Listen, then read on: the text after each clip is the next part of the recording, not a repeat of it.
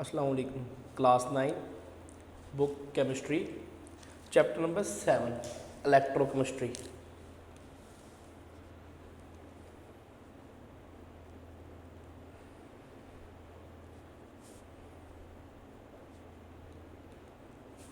Chapter number 7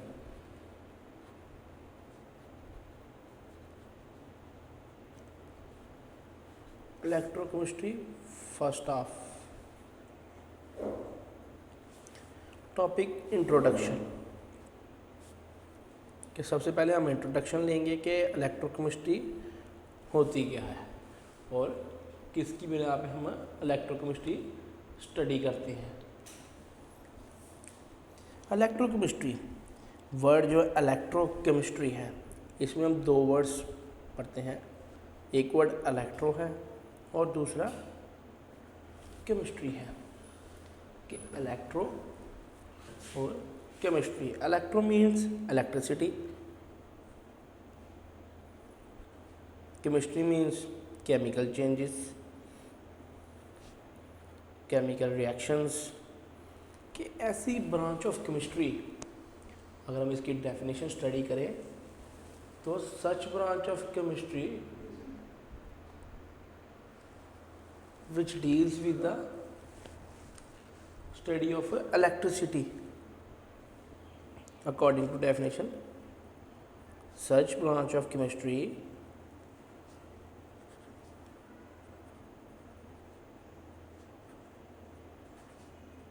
which deals with the such branch of chemistry which deals with the study of electricity and chemical reactions। कि electrochemistry ऐसी branch है chemistry की जिसमें हम क्या study करते हैं, इलेक्ट्रिसिटी को और केमिकल रिएक्शंस को।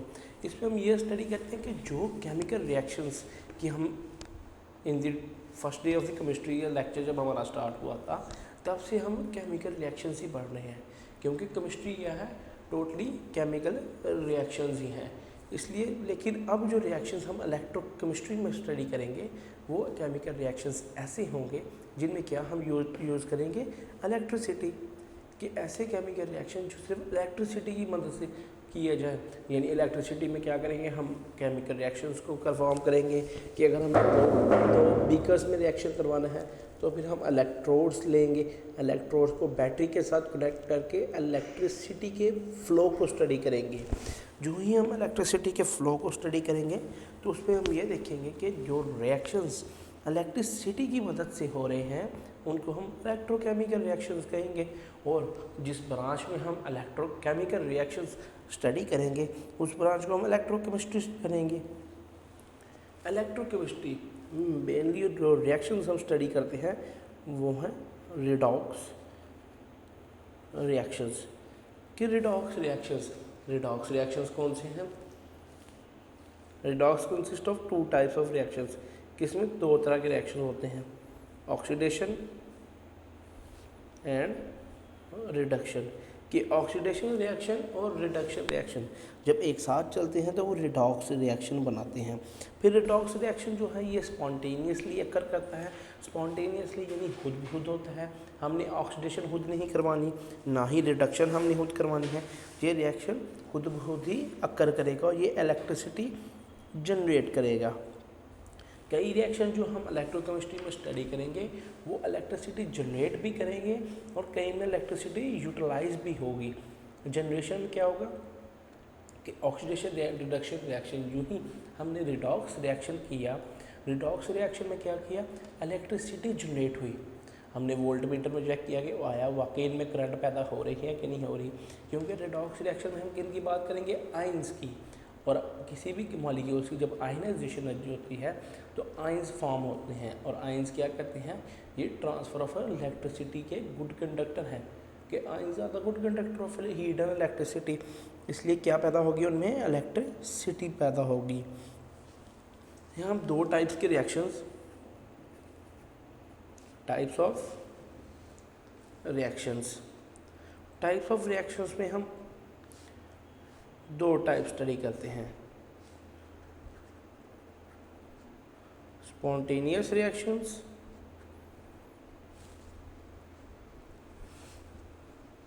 And non spontaneous reactions.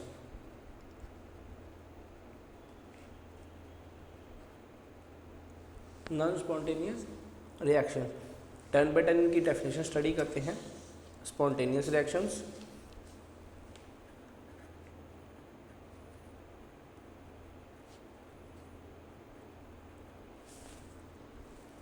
according to definition, such reactions which carry out by their own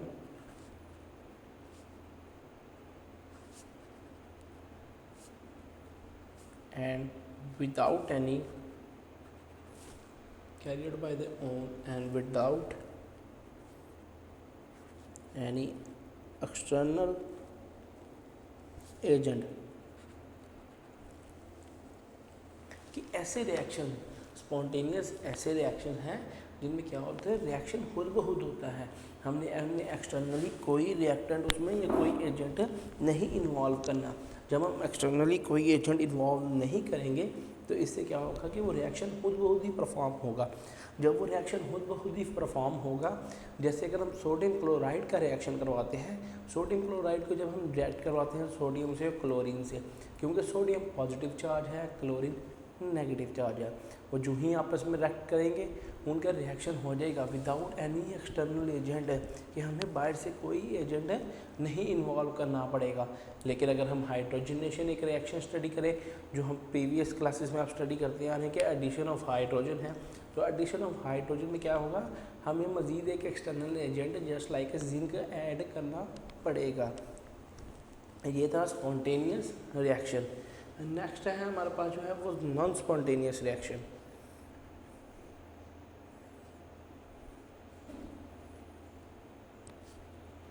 non spontaneous reaction, non spontaneous reaction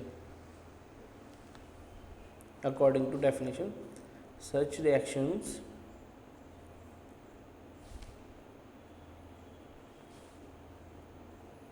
which cannot occur by their own and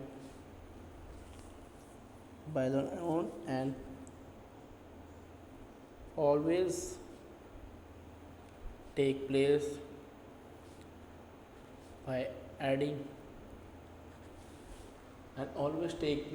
by adding an external agent।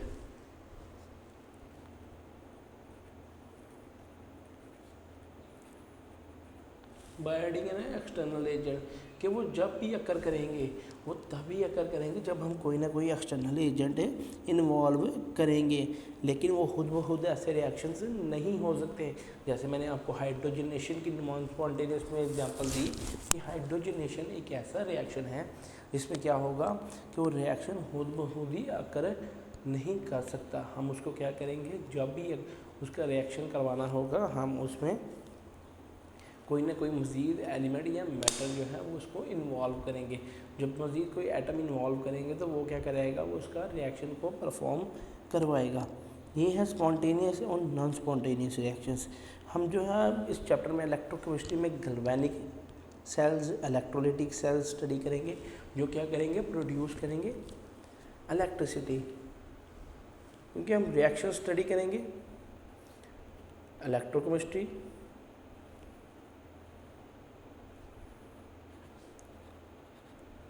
depends on galvanic and electrolytic cell के, वो galvanic और electrolytic cell पर depend करेगी, क्योंकि both of the sales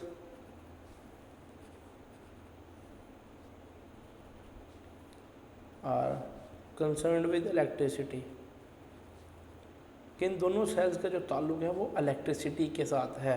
फिर हम इसको electrical reaction भी कह सकते हैं, लेकिन नहीं, इसमें जो केमिकल्स यूज़ होंगे वो तो केमिस्ट्री की बेसिस पे होंगे, इसलिए हम इनको इलेक्ट्रोकेमिस्ट्री ही कहते हैं। फिर हम इलेक्ट्रोलिसिस ऑफ सोडियम क्लोराइड करवाएंगे। इलेक्ट्रोलिसिस एक ऐसा प्रोसेस है जिसमें क्या करते हैं, हम सोडियम मेटल को बनाएंगे। नेक्स्ट हम इसमें कोरियन प्रोसेस स्टडी करेंगे, प्रिवेंशन स्टडी करेंगे, कुराइयन स्टडी करेंगे। उसके बाद नेक्स्ट अब हम जो हमारा फर्स्ट ऑफ ऑल पहला टॉपिक है इस चैप्टर का वो है ऑक्सीडेशन एंड रिडक्शन रिएक्शंस।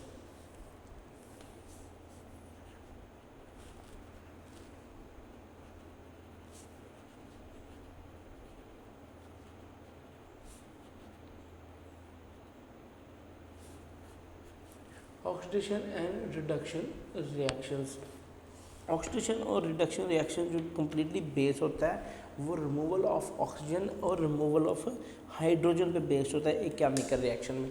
कि जब भी हम केमिकल रिएक्शन में बात करेंगे कि हाँ आया हमारे जो रिएक्शन है उसमें ऑक्सीडेशन कैरी आउट हुई है या रिडक्शन हुआ है, तो उसके लिए हम क्या करेंगे, हमारे पास जो कॉन्सेप्ट होगा वो एडिशन ऑफ ऑक्सीजन और रिमूवल ऑफ हाइड्रोजन का होगा।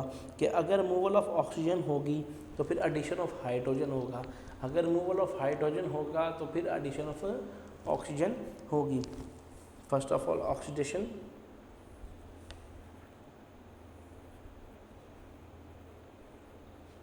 according to definition, an addition of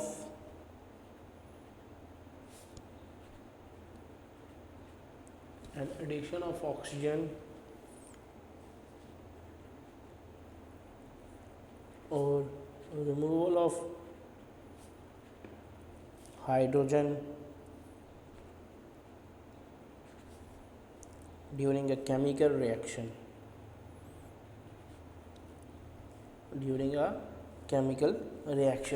कि ऑक्सीडेशन क्या है, कि एडिशन ऑफ ऑक्सीजन करना है। ऑक्सी से ही मतलब होगा कि हमने एडिशन ऑफ ऑक्सीजन करना है और साथ हमने रिमूवल ऑफ हाइड्रोजन एटम भी करेंगे एक केमिकल रिएक्शन के दरमियान। जब हम केमिकल रिएक्शन में देखेंगे कि एडिशन ऑफ ऑक्सीजन हो रहा है, प्रोडक्ट में क्या हो रहा है, एडिशन ऑफ ऑक्सीजन हो रहा है, लेकिन ऑक्सीजन का एडिशन कहाँ हो रहा है, जहाँ से हाइड्रोजन रिमूव हुई। जब जहाँ से हाइड्रोजन रिमूव होगी वहाँ जब ऑक्सीजन का एडिशन होगा तो हम कहेंगे कि ऑक्सीडेशन रिएक्शन कैरी आउट हो रहा है, कि यहाँ ऑक्सीडेशन रिएक्शन हो रहा है। इसी तरह नेक्स्ट हमारे पास reduction.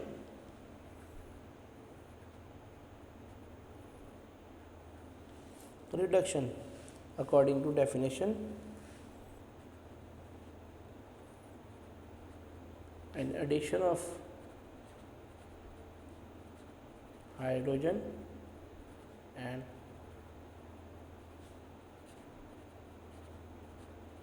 removal of oxygen, an addition of hydrogen, removal of oxygen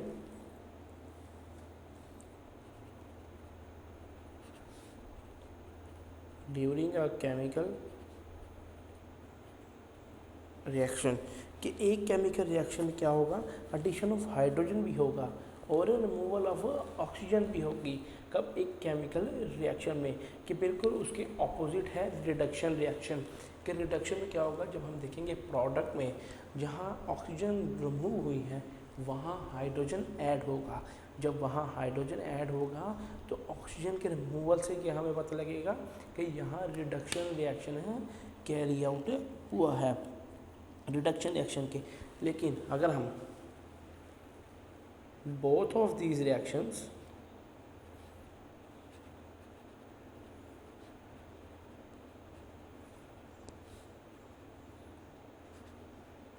carry out in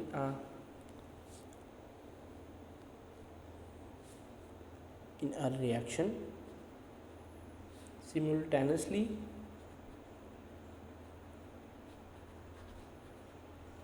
then it is oxidation reduction reaction।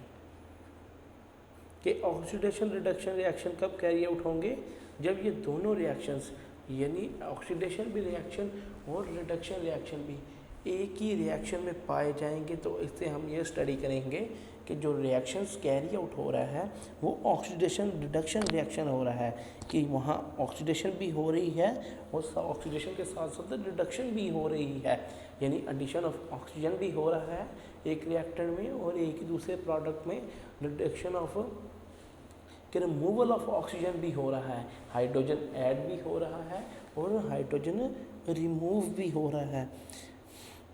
Example, for an example, addition and removal of oxygen, a reaction between zinc oxide and carbon takes place। अब हम study करेंगे यहाँ क्या है, जब reaction है इसका Zn plus CO। अगर हम Zn की स्टडी करें तो Zn में removal of oxygen, removal of oxygen. अगर हम कार्बन को स्टडी करें, कार्बन रिएक्टेंट को, तो फिर एडिशन ऑफ ऑक्सीजन के रिमूवल ऑफ ऑक्सीजन और एडिशन ऑफ ऑक्सीजन दोनों कैरी आउट हो रहे हैं, यानी ZnO प्लस कार्बन है तो 2Zn है हमारे पास और प्लस CO2, कि यहाँ Zn से जो ऑक्सीजन थी वो रिमूव हो गई है और कार्बन के पास जो ऑक्सीजन थी वो ऐड हो गई है। इस तरह हम कहेंगे यहाँ रिडक्शन भी कैरी आउट हुई है और यहाँ के Zn की रिडक्शन हुई है और कार्बन की ऑक्सीडेशन हुई है। ये है एग्जांपल एक ऑक्सीडेशन और रिडक्शन रिएक्शंस की। नेक्स्ट एग्जांपल स्टडी करते हैं।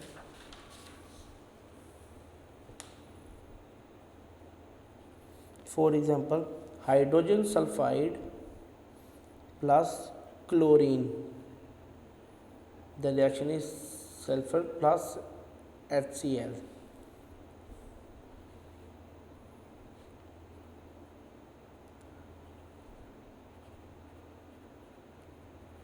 removal of hydrogen and addition of hydrogen. जो प्रीवियस एग्जांपल थी उसमें हमने स्टडी किया किस लिहाज से, ऑक्सीजन बेस्ड के लिहाज से, कि वो एग्जांपल थी ऑक्सीजन बेस्ड, कि रिमूवल ऑफ ऑक्सीजन हुआ और एडिशन ऑफ ऑक्सीजन भी हुआ। अब जो हम एग्जांपल स्टडी करते हैं इसमें हाइड्रोजन सल्फाइड, कि जब हाइड्रोजन सल्फाइड का रिएक्शन करवाते हैं हम क्लोरीन के साथ, तो हाइड्रोजन की रिमूवल कहाँ से होगी, हाइड्रोजन सल्फाइड से। जब हाइड्रोजन सल्फाइड से इसकी रिमूवल होगी तो वो एडिट हो जाएगी कहाँ, क्लोरीन में। इसका मतलब रिडक्शन किसकी हुई है, क्लोरीन। H2SO फिर is oxidised, Cl2 is reduced. कि अगर हम हाइड्रोजन सल्फाइड की बात करें तो उसकी ऑक्सीडेशन हुई है क्योंकि वहाँ से क्या हुआ है, रिमूवल ऑफ हाइड्रोजन हुआ है। लेकिन अगर हम क्लोरीन की बात करें तो वहाँ एडिशन ऑफ हाइड्रोजन हुआ है। तो एडिशन ऑफ हाइड्रोजन होने से हम क्या करेंगे, ये रिडक्शन है, जैसे हमने प्रीवियसली इनकी डेफिनेशंस में स्टडी किया है। ये था हमारा redox reactions. Collectively these reactions are called collectively oxidation and reduction reactions are called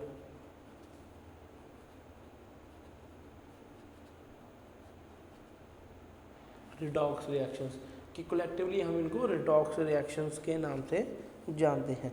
ये था हमारा ऑक्सीडेशन और रिडक्शन रिएक्शन, किससे, एडिशन ऑफ ऑक्सीजन और removal of hydrogen, addition of hydrogen and removal of oxygen की बेस्ड पे। Next हमारा topic है oxidation reduction in terms of loss and gain of electrons, कि ऑक्सीडेशन और रिडक्शन में मेनली यही बात पे बेस्ड नहीं है कि हमने ऑक्सीजन में और हाइड्रोजन को ही स्टडी करना है, नहीं, ये गेन ऑफ इलेक्ट्रॉन्स और लॉस ऑफ इलेक्ट्रॉन्स के फिनोमेना को भी एक्सप्लेन करती है।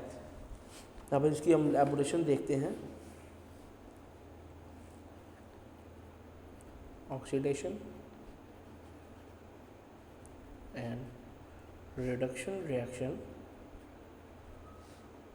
in terms of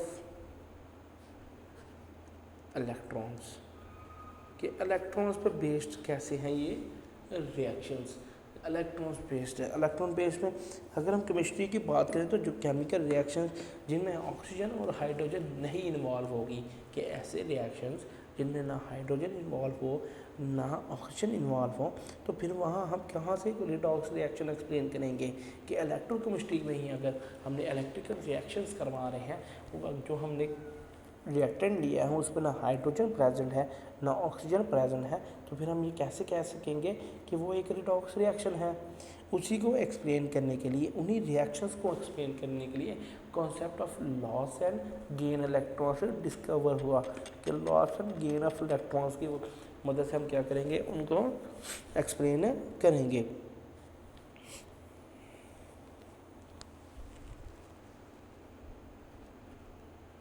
loss and gain of electrons, loss of gain of electrons क्या रिप्रेजेंट करेंगे, oxidation and reduction reactions, oxidation और रिडक्शन रिएक्शंस और रिडॉक्स रिएक्शंस को, रिडॉक्स रिएक्शंस को कि लॉस और गेन ऑफ इलेक्ट्रॉन्स हमें क्या बताएंगे, ऑक्सीडेशन और रिडक्शन। कि अगर हमने देखा कि ऑक्सीडेशन और रिडक्शन कहाँ हो रही है, फिर पहले तो हमारा जो कॉन्सेप्ट था वो एडिशन और removal of oxygen and hydrogen था, लेकिन अब अगर हम बात करेंगे वो लॉस और गेन ऑफ इलेक्ट्रॉन्स की, कि आया हमने ऑक्सीडेशन और रिडक्शन अगर किसी रिएक्शन में देखना है तो हम ऑक्सीडेशन और रिडक्शन को देखने के लिए हम लॉस और गेन ऑफ इलेक्ट्रॉन्स को स्टडी करेंगे। और ऑक्सीडेशन और रिडक्शन रिएक्शन कलेक्टिवली क्या बुलाते हैं, रिडॉक्स रिएक्शंस। के रिडॉक्स रिएक्शंस को स्टडी करने के लिए अब हम गेन और लॉस ऑफ इलेक्ट्रॉन्स को स्टडी करेंगे।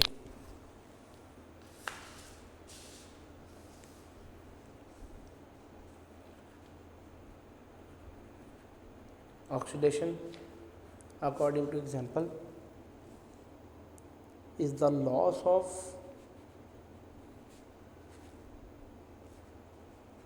electrons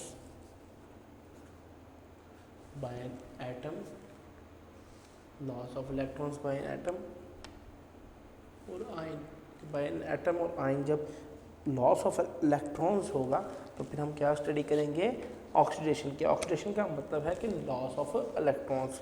for example Zn plus 2 electrons के जिंक जो है इसके ऊपर +2 चार्ज कब आया है, जब इसने 2 इलेक्ट्रॉन्स लॉस किए हैं। 2 इलेक्ट्रॉन लूज करने के लिए आगे हमने क्या स्टडी किया है, 2 इलेक्ट्रॉन्स, इसलिए हम क्या कहेंगे Zn पे +2 चार्ज है। फिर ये किसकी एग्जांपल हुई, ऑक्सीडेशन की, कि Zn इज ऑक्सीडाइज्ड,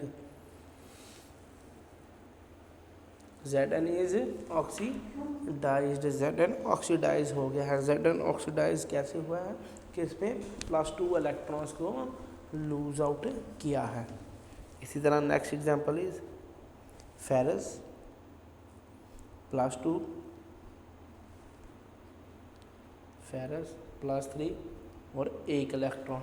कि फेरस हम बोलते हैं आयरन को, आयरन +2 चार्ज के साथ मौजूद था, लेकिन फिर भी उसने मज़ीद 1 इलेक्ट्रॉन लूज़ किया।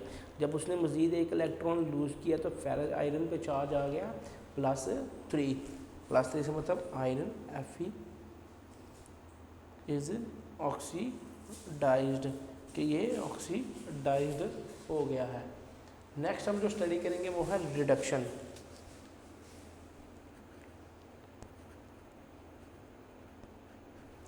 रिडक्शन जैसे हमने स्टडी किया ऑक्सीडेशन में is the loss of electrons, इसी तरह reduction is the gain of electrons bye an atom और आयन। कि रिडक्शन क्या है, ये गेन ऑफ इलेक्ट्रॉन्स है। गेन ऑफ इलेक्ट्रॉन्स हम इसको यही स्टडी करेंगे, यहाँ इलेक्ट्रॉन्स क्या होंगे, वो गेन करेगा यानी इलेक्ट्रॉन्स हासिल करेगा। जैसे 2H प्लस और 2 इलेक्ट्रॉन्स क्या होगा, H2 गैस। कि अगर हाइड्रोजन के ऊपर पॉजिटिव चार्ज मौजूद है और इसको 2 इलेक्ट्रॉन्स हम मज़ीद दे रहे हैं, तो हाइड्रोजन वो इलेक्ट्रॉन गेन करके H2 बन जाएगा। इसका मतलब हाइड्रोजन पॉजिटिव इज रिड्यूस्ड, कि उसको इलेक्ट्रॉन्स मिल गए हैं, उसने इलेक्ट्रॉन्स गेन कर लिए हैं। Next example is chlorine minus plus 2E Cl2 2Cl, कि क्लोरीन ने जब गेन ऑफ इलेक्ट्रॉन्स की तो क्लोरीन इज रिड्यूस्ड, कि क्लोरीन की भी रिडक्शन हो गई है। और जो ही रिडक्शन होगी हम ये कहेंगे कि क्लोरीन ने क्या किया है, उसने इलेक्ट्रॉन्स अब्जॉर्ब किए हैं। ये था बस स्टेप बाय स्टेप जो हमने इलेक्ट्रॉन्स के कॉन्सेप्ट को स्टडी किया। अगर हम सोडियम मेटल और क्लोरीन के रिएक्शंस को स्टडी करें, यानी सोडियम क्लोराइड हमने मैन्युफैक्चर करना है, उसमें हम देखते हैं कि रिडक्शन हुआ क्या आया, ऑक्सीडेशन हुई है। Reaction between sodium and chlorine. First of all sodium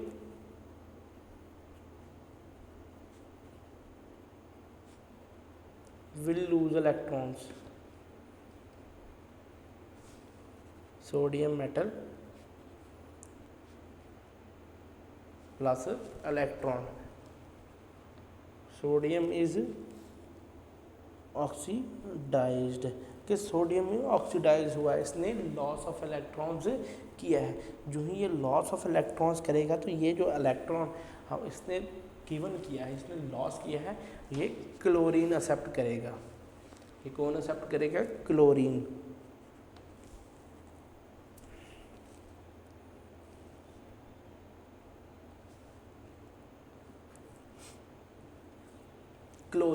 chlorine ने जब ये इलेक्ट्रॉन एक्सेप्ट किया तो क्लोरीन पे नेगेटिव चार्ज आ गया। इसका मतलब यहाँ ऑक्सीडेशन रिएक्शन हुआ था, यहाँ रिडक्शन रिएक्शन हुआ है, कि वहाँ लॉस ऑफ इलेक्ट्रॉन्स हुआ था, यहाँ गेन ऑफ इलेक्ट्रॉन्स हुआ है। जो ही गेन ऑफ इलेक्ट्रॉन्स होगा फिर ओवरऑल रिएक्शन क्या होगा? ओवरऑल रिएक्शन ये होगा, ये सोडियम और ये क्लोरीन रिएक्शन फॉर्म करेंगे, कि सोडियम पॉजिटिव आयन हमारे पास बना था, sodium positive ion, chlorine negative ion बना था, sodium ion plus chlorine negative ion. जैसे हम पता है कि पॉजिटिव और नेगेटिव एक दूसरे को अट्रैक्ट करते हैं, जब ये पॉजिटिव और नेगेटिव एक दूसरे को अट्रैक्ट करेंगे तो NaCl फॉर्म होगा, कि सोडियम क्लोराइड फॉर्म होगा। सोडियम क्लोराइड किस तरह फॉर्म होगा? Through oxidation and reduction reaction, कि ये ऑक्सीडेशन और रिडक्शन रिएक्शन के थ्रू फॉर्म होगा, कि दोनों एक दूसरे को अट्रैक्ट करेंगे। इस तरह जो कंप्लीट रिडॉक्स रिएक्शन होगा वो किसका सम होगा? Between the oxidation and reduction reaction between sodium chloride and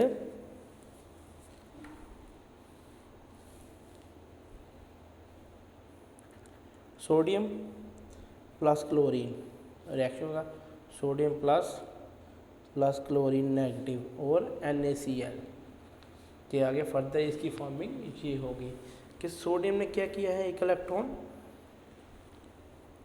loss of electrons, gain of electrons, कि जब हम सोडियम मेटल की बात करेंगे तो सोडियम मेटल ने क्या किया है?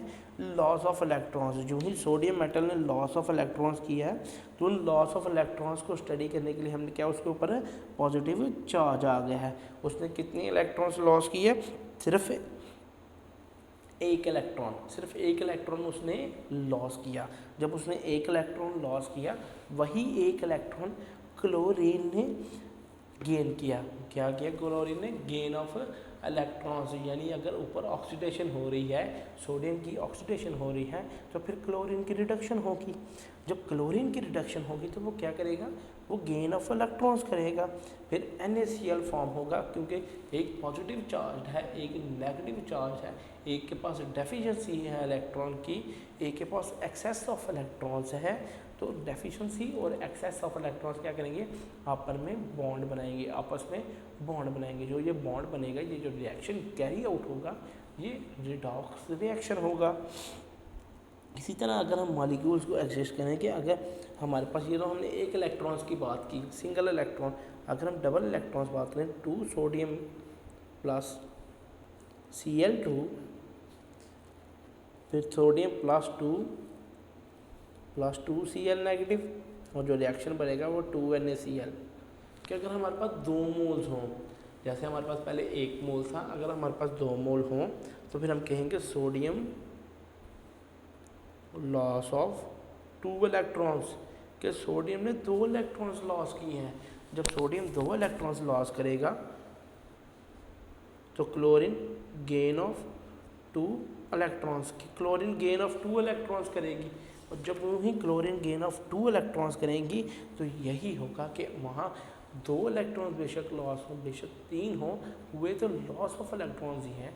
जब लॉस ऑफ इलेक्ट्रॉन्स की बात हो तो एग्जैक्ट हमारे माइंड में आ जाता है यहाँ ऑक्सीडेशन रिएक्शन कैरी आउट हुआ है, कि सोडियम की ऑक्सीडेशन हुई है। इसी तरह जब हम क्लोरीन की बात करें, आया उसने 1 इलेक्ट्रॉन एक्सेप्ट किया है या 2 इलेक्ट्रॉन एक्सेप्ट किया है, तो हम यही कहेंगे क्लोरीन की क्या हुई है, रिडक्शन कैरी आउट हुई है। और ओवरऑल जो रिएक्शन हमारे पास रिडॉक्स रिएक्शन यानी ऑक्सीडेशन और रिडक्शन रिएक्शन जब टेक प्लेस करेंगे कलेक्टिवली तो फिर हमारे पास रिडॉक्स रिएक्शन बनेगा। और सोडियम क्लोराइड का रिडॉक्स रिएक्शन में हम NaCl sodium chloride salt form करेंगे। ये थी हमारी examples about oxidation and reduction reactions. Next हमारे पास एक टेबल है जो क्या है, समरी ऑफ ऑल कॉन्सेप्ट्स के, ऑल कॉन्सेप्ट्स की ये समरी है। जैसे फॉर एग्जांपल हमारे पास ऑक्सीडेशन स्टडी किया हमने और रिडक्शन स्टडी किया। जब ऑक्सीडेशन और रिडक्शन स्टडी करने के लिए अब हम इनकी टेबल वाइज स्टडी करेंगे। कि फर्स्ट ऑफ ऑल हमने बात की एडिशन ऑफ ऑक्सीजन की, कि ऑक्सीडेशन में हमने बात की सिर्फ एडिशन ऑफ ऑक्सीजन की। यहाँ हमने बात की रिमूवल ऑफ ऑक्सीजन की,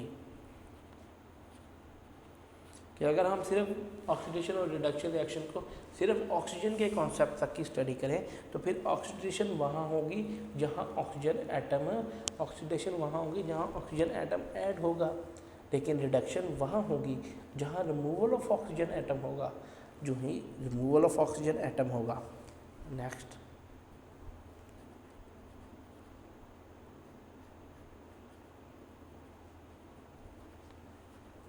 रिमूवल ऑफ हाइड्रोजन एटम, के रिमूवल ऑफ हाइड्रोजन एटम है, यहाँ एडिशन ऑफ हाइड्रोजन एटम, कि यहाँ एडिशन ऑफ हाइड्रोजन एटम हुआ है। अगर हमने यहाँ removal of hydrogen atom study किया है तो वहाँ हम addition of hydrogen atom study करेंगे। कि अगर हमारा जो कॉन्सेप्ट है कि हमने removal of hydrogen atom study करना है तो हम कहेंगे वहाँ ऑक्सीडेशन कैरी आउट हुई है। जहाँ ऑक्सीडेशन कैरी आउट होगी वहाँ रिमूवल ऑफ हाइड्रोजन एटम भी कैरी आउट होगा।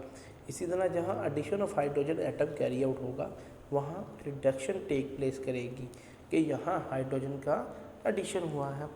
लॉस पे जो हमने loss and gain of electron study किया, कि ऑक्सीडेशन वो है जिसमें लॉस ऑफ इलेक्ट्रॉन्स हों, लॉस ऑफ इलेक्ट्रॉन्स, लेकिन रिडक्शन वो है जहाँ गेन ऑफ इलेक्ट्रॉन्स हों। कि गेन ऑफ इलेक्ट्रॉन्स की मदद से हम इसको क्या करेंगे कि यहाँ अगर लॉस ऑफ इलेक्ट्रॉन्स हुआ है तो फिर ये ऑक्सीडेशन रिएक्शन है, लेकिन अगर यहाँ गेन ऑफ इलेक्ट्रॉन्स हुआ है तो यहाँ रिडक्शन रिएक्शन टेक प्लेस हुआ है। इसी तरह बहुत सारी एग्जांपल्स जो हैं वो स्टडी किए जाएंगे ऑक्सीडेशन और रिडक्शन रिएक्शंस की।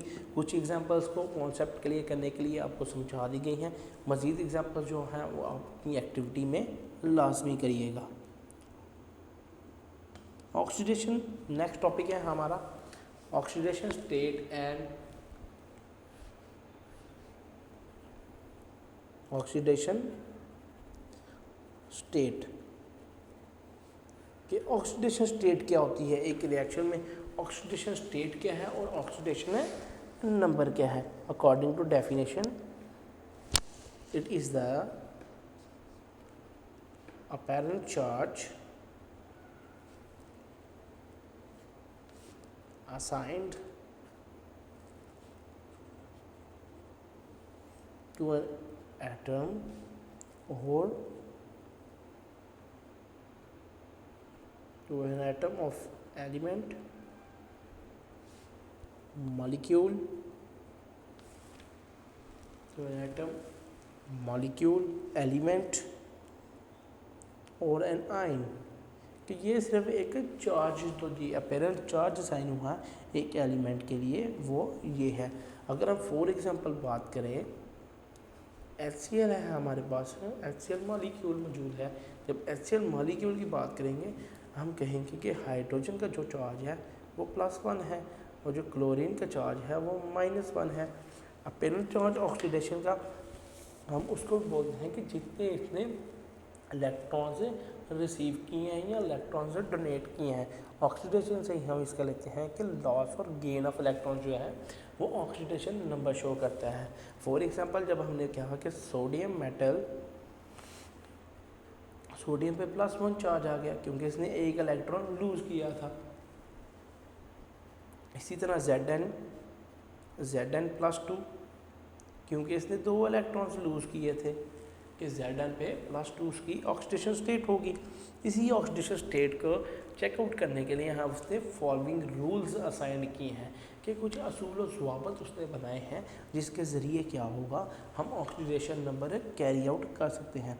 यूँ ही हम ऑक्सीडेशन नंबर फाइंड आउट कर सकते हैं तो इसका मतलब ये होगा कि कोई भी एलिमेंट हमें दिया जाए या कोई भी एटम दिया जाएगा उसका हम ऑक्सीडेशन नंबर निकाल सकते हैं।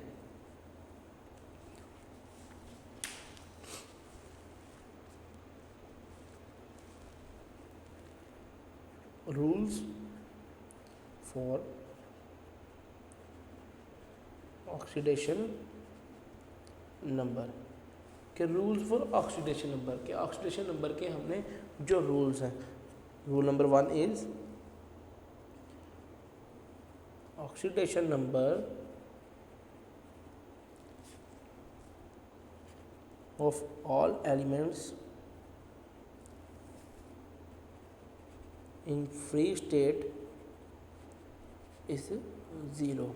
सबसे पहला रूल ये है कि जो भी एलिमेंट मौजूद होगा फ्री स्टेट में, यानी ना उसने कोई भी रिएक्शन परफॉर्म किया होगा, आया कि उसको ना ही उसकी ऑक्सीडेशन हुई होगी ना ही उसकी आयनाइजेशन हुई होगी, यानी कोई रिएक्शन नहीं, यानी फ्री ऑफ स्टेट प्रेजेंट होगा। जैसे सोडियम प्रेजेंट है, जैसे क्लोरीन प्रेजेंट है, जिंक प्रेजेंट है, पोटेशियम प्रेजेंट है, सीजियम प्रेजेंट है, कि इनके ही ऑक्सीडेशन स्टेट 0 होगी कि आया इन पे कोई चार्ज हमें नज़र नहीं आ रहा।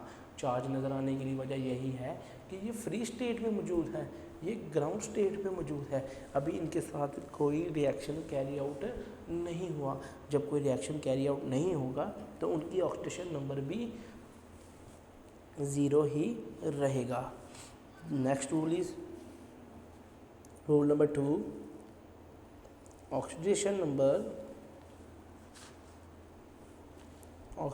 number of ion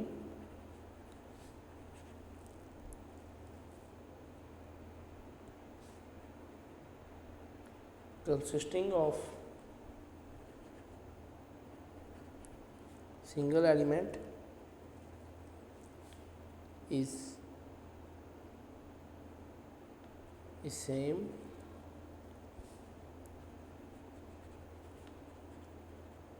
as the charge on the ion। कहता है अगर आयन की बात करें जिसमें एक ही एलिमेंट प्रेजेंट होगा तो जो वो आयन होगा उसी का वो चार्ज होगा। जस्ट लाइक सोडियम आयन है तो उस पर प्लस चार्ज है, क्लोरीन आयन है उस पर नेगेटिव चार्ज है।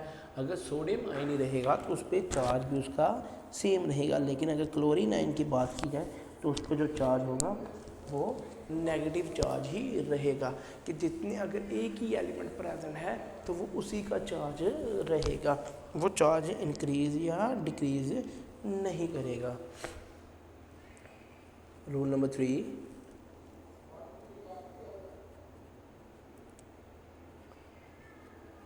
the oxidation number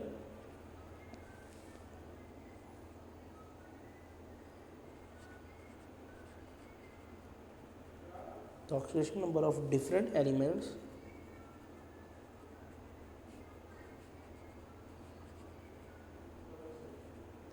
in the periodic table group 1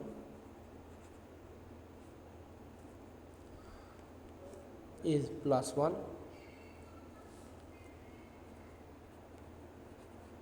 group 2 is +2, group 13 is +3। कि अगर हम पीरियोडिक टेबल के ग्रुप्स की बात करें तो ग्रुप 1 जो है, जिनको हम अल्कली मेटल्स बोलते हैं, उनकी ऑक्सीडेशन नंबर +1 है, कि +1 उनकी ऑक्सीडेशन नंबर है। जैसे हर ग्रुप 1 में हमारे पास मौजूद होता है hydrogen, lithium, sodium, potassium, rubidium, caesium और फ्रांसियम। इसी तरह ग्रुप 2 में हमारे पास मौजूद होते हैं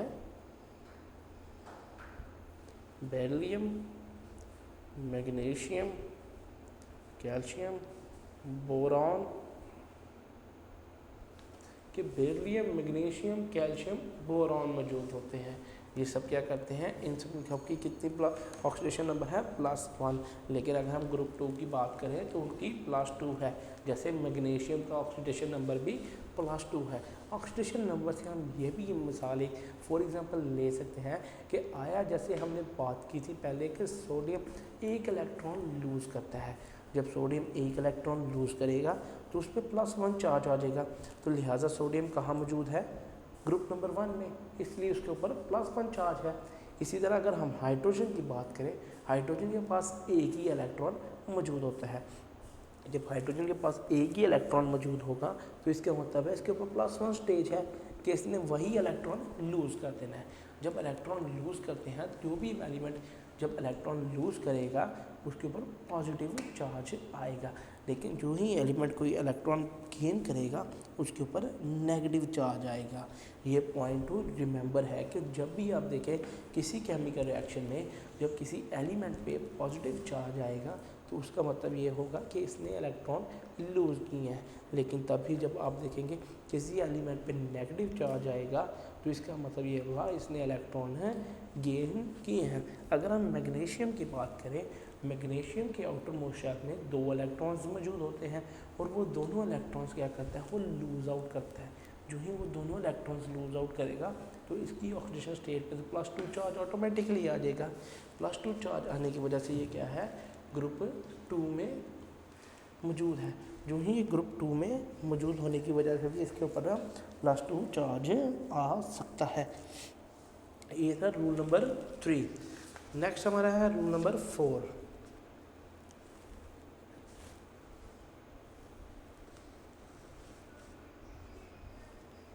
rule number 4, oxidation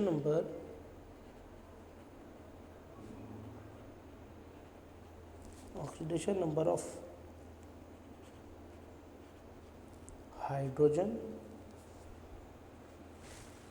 in all compounds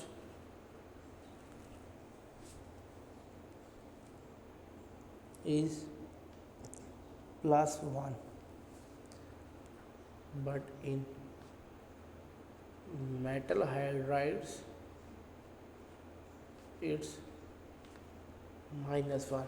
कि अगर हाइड्रोजन मौजूद होगा ऑल कंपाउंड्स में, कि किसी भी कंपाउंड में अगर हाइड्रोजन मौजूद होगा, जैसे अगर हम बात करें क्लोरीन के साथ प्रेजेंट है तो इधर यहाँ उसकी क्या होगी, हाइड्रोजन +1 क्लोरीन -1। कि हाइड्रोजन +1 के साथ मौजूद होगा और क्लोरीन -1 के साथ मौजूद होगा। तो इसका मतलब ये है कि जब ये ऐसे कंपाउंड्स में मौजूद होगा तो उससे हम ये मुराद लेंगे कि जो HCl है उसमें हाइड्रोजन पॉजिटिव है। लेकिन जो ही हम सोडियम हाइड्राइड की बात करेंगे NaH की, यहाँ हम कहेंगे कि सोडियम +1 के साथ मौजूद है और हाइड्रोजन -1 के साथ मौजूद है, क्योंकि ये सारा का सारा जो है डिपेंड करता है। तो सोडियम मेटल है, क्लोरीन एक हैलोजन है, क्लोरीन हैलोजन होने के साथ साथ कि वो है मेटल जब भी करेगा, मेटल उसको बोलते हैं जो इलेक्ट्रॉन लूज़ कर सके, लेकिन जो ही इलेक्ट्रॉन लूज़ करेगा वो इलेक्ट्रॉन हाइड्रोजन एक्सेप्ट करेगा। और हमने पहले भी बात की है जो इलेक्ट्रॉन गेन करता है उसके ऊपर नेगेटिव चार्ज होता है। लेकिन अगर ये दूसरे कंपाउंड के साथ रिएक्टेंट के साथ होता है तो वहाँ रिएक्ट करने के बेस पे इसको क्या होगा कि हाइड्रोजन जो ही क्लोरीन के साथ रिएक्ट करेगा, हाइड्रोजन को अपना इलेक्ट्रॉन देके क्लोरीन के साथ रिएक्ट करेगा। इस तरह हाइड्रोजन जब अपना इलेक्ट्रॉन देगा उसके ऊपर +1 चार्ज आएगा, यानी +1 चार्ज ये बताएगा कि हाइड्रोजन ने एक एटम एक इलेक्ट्रॉन लूज़ किया है, कि हाइड्रोजन के एक एटम ने एक इलेक्ट्रॉन लूज़ किया है। लेकिन अगर हम मेटल्स में इसकी बात करें तो मेटल्स है ही वो स्पीशी जो इलेक्ट्रॉन लूज़ करे, क्योंकि जो इलेक्ट्रॉन लूज़ ना करे हम उसको मेटल नहीं कहते। सोडियम भी एज अ मेटल एग्जिस्ट करता है, लेकिन कुछ स्टेटस में कि सिर्फ लॉस ऑफ इलेक्ट्रॉन की बेस पे सोडियम को हम एज अ मेटल कह सकते हैं। लेकिन कुछ जो आगे इसकी हालतें हैं यानी फिज़िकल प्रॉपर्टीज़ है, यानी कुछ अदर केमिकल प्रॉपर्टीज़ है, उनकी बेस पे ये सोडियम एक मेटल नहीं है। लेकिन अगर हम इनके मेटल के साथ रिएक्शन करवाएं तो मेटल जो उनके अपना इलेक्ट्रॉन लूज़ करते हैं, जब मेटल अपना इलेक्ट्रॉन लूज़ करेंगे तो इससे यही मतलब होगा कि आया जो सोडियम मौजूद है उसने +1 के साथ किया है, इसका इलेक्ट्रॉन लूज़ किया है। जो ही +1 के साथ इलेक्ट्रॉन लूज़ करेगी तो वो इलेक्ट्रॉन हाइड्रोजन एक्सेप्ट करेगा। ये है नंबर 4 हमारा point. 5th rule, oxidation number of oxygen in all compounds is +2, but it is -1 in peroxides and +2 in ऑक्सीफ्लोराइड। कि ऑक्सीजन, जब हम ऑक्सीजन की बात करते हैं तो इसका क्या है, ऑल कंपाउंड्स में उसने सिर्फ 2 है। जैसे अगर हम बात करें H2O, तो इसका अगर हम स्ट्रक्चर में देखें तो H bond O bond H के हाइड ऑक्सीजन है 2 इलेक्ट्रॉन्स किए हुए हैं, तो 2 इलेक्ट्रॉन्स हाइड्रोजन को देने की वजह से इसका क्या चार्ज होगा, +2। कि अगर हम सिंपली कंपाउंड्स में बात करें तो ये +2 नेचर के साथ है। +2 नेचर के साथ इसलिए है क्योंकि ये 2 इलेक्ट्रॉन्स दे सकता है। जब ये 2 इलेक्ट्रॉन्स दे सकता है तो इसका अंदाज़ा हम इसी बात से लगाएंगे कि जो +2 इलेक्ट्रॉन्स हैं, यानी ऑक्सीजन ने 2 इलेक्ट्रॉन्स दिए हैं। जब ऑक्सीजन 2 इलेक्ट्रॉन्स नहीं दे पाएगा तो हम कहेंगे जैसे कि पेरोक्साइड में, जैसे हम बात करेंगे हाइड्रोजन पेरोक्साइड, हाइड्रोजन पेरोक्साइड में बात करेंगे हम ऐसे HO कि HO है, हाइड्रोजन ने ऑक्सीजन के बहुत बॉन्ड किया है, लेकिन यहाँ 2 हाइड्रोजन है और 2 ही ऑक्सीजन मौजूद हैं। कि 2 ऑक्सीजन मौजूद होने के लिए हम क्या कहेंगे कि उसने एक ही इलेक्ट्रॉन पेयर करके, यानी 2 हाइड्रोजन और 2 ऑक्सीजन,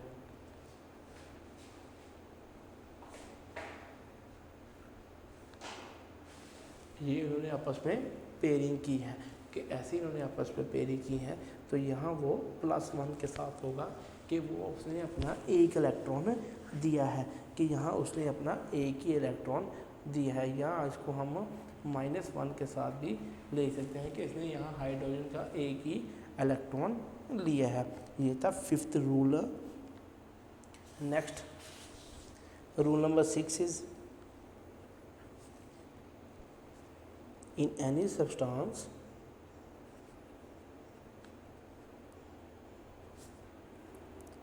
more electronegative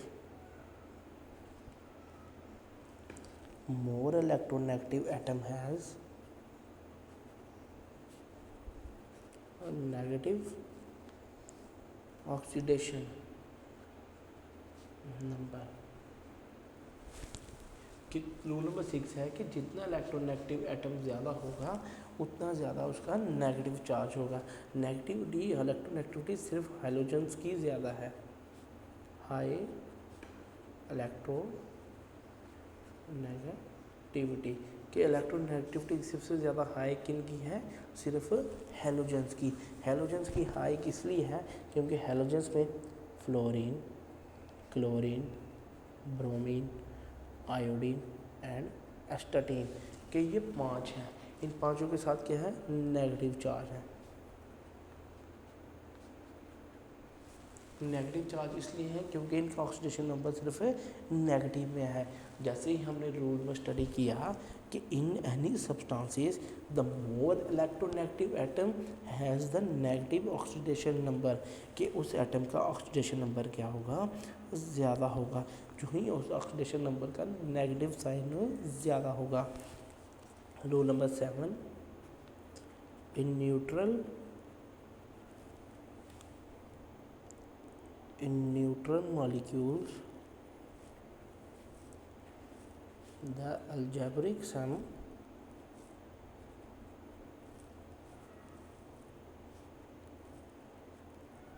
of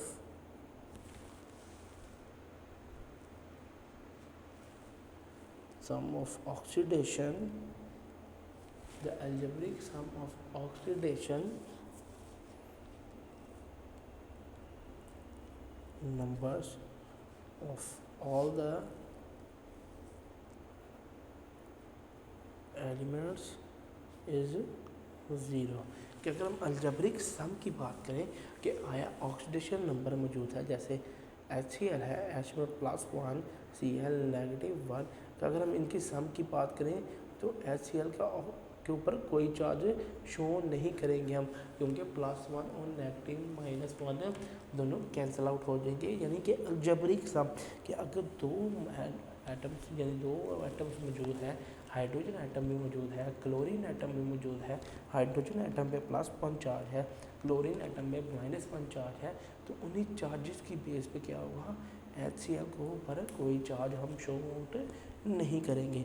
जब कोई चार्ज शो नहीं करेंगे तो उसी की बेस पे हम इसको क्या कह सकते हैं कि ये number of element is zero, के ऑक्सीडेशन नंबर ऑफ एलिमेंट क्या है, ज़ीरो है।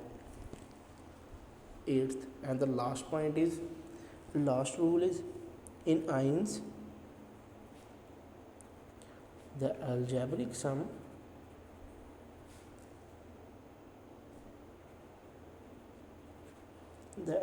sum of oxidation number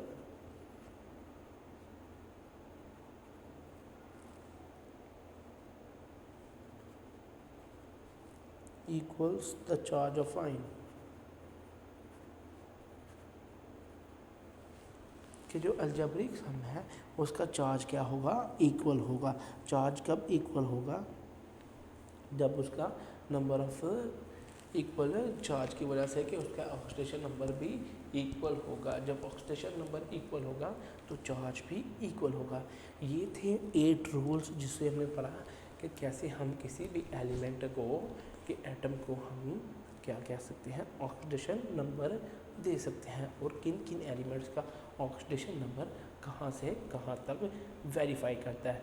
हम मज़ीद इसकी एक दो एग्जांपल्स इसमें इसको रूल्स अप्लाई करके चेकआउट करते हैं। नेक्स्ट एक इम्पॉर्टेंट थिंकिंग ये है कि ऑक्सीडेशन नंबर जो होता है किसी भी एलिमेंट को प्रोसीड करता है, वो उसका अपेरेंट चार्ज होता है, जिसको हम वैलेंसी भी बोल सकते हैं। Important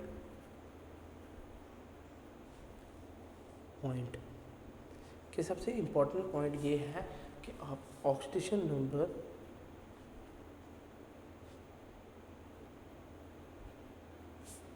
is also assigned as valency of that atom। Valency हमने फर्स्ट चैप्टर में स्टडी किया था। Unique property of element for combining capacity, कि इसको हम combining capacity of the element भी कह सकते हैं। कंबाइनिंग कैपेसिटी इसको हम इसलिए बोलते हैं क्योंकि अगर एक एलिमेंट ने दूसरे एलिमेंट से तो कंबाइन करना है, तो ऑक्सीडेशन नंबर क्या होगा, वो कंबाइनिंग कैपेसिटी होगी। जैसे हाइड्रोजन की बात की हमने कि हाइड्रोजन का +1 है, +1 इसलिए है क्योंकि हाइड्रोजन का एटॉमिक नंबर 1/1 है। यानी अगर हम हाइड्रोजन को स्टडी करें तो हाइड्रोजन के आउटर मोस्ट में एक ही इलेक्ट्रॉन है। जब हाइड्रोजन के आउटर मोस्ट में एक ही इलेक्ट्रॉन है तो वो दूसरा हाइड्रोजन भी जब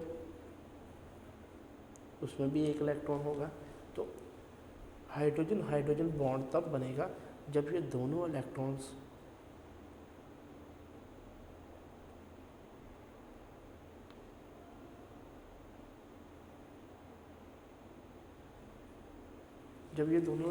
कंबाइन करेंगे। इसका मतलब कि एक इस हाइड्रोजन ने भी एक इलेक्ट्रॉन दिया है, इस हाइड्रोजन ने भी एक इलेक्ट्रॉन दिया है, दोनों हाइड्रोजन ने मिलकर एक बॉन्ड बनाया है। इससे क्या हुआ है, ऑक्टेट रूल के मुताबिक ये स्टेबल हो गए हैं।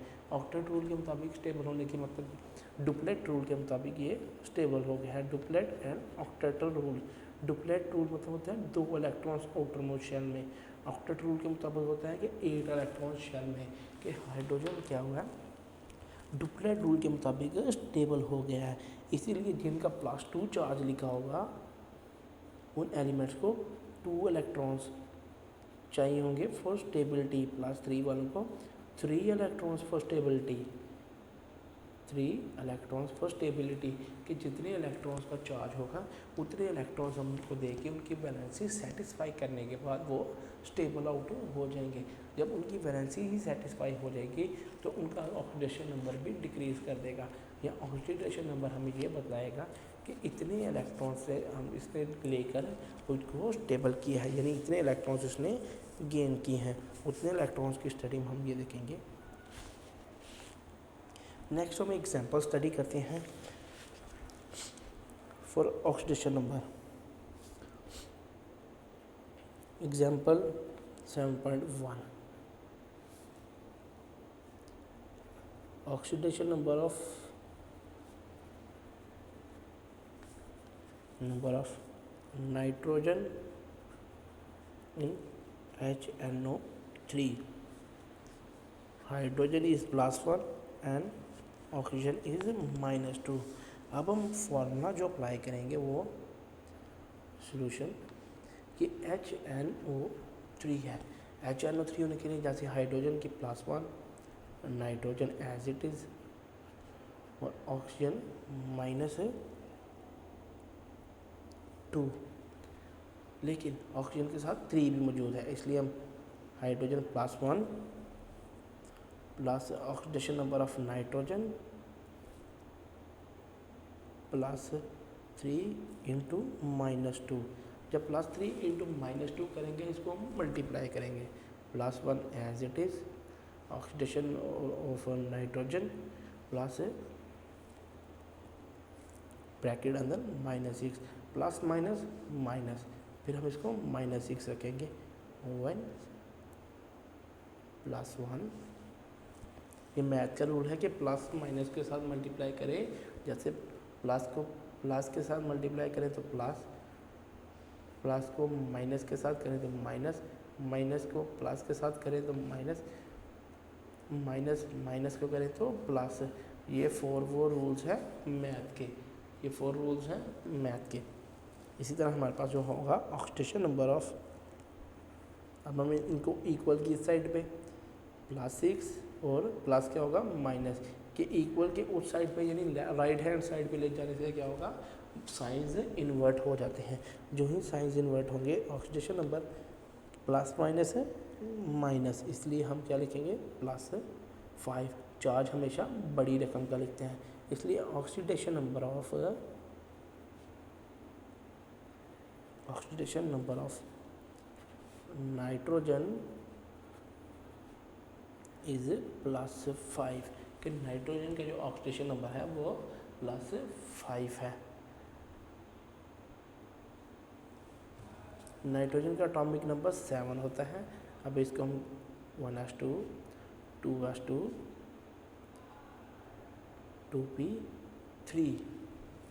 2p3 अब हम देखते हैं आया वाकई इसका ऑक्सीडेशन नंबर 5 + 5 है कि नहीं।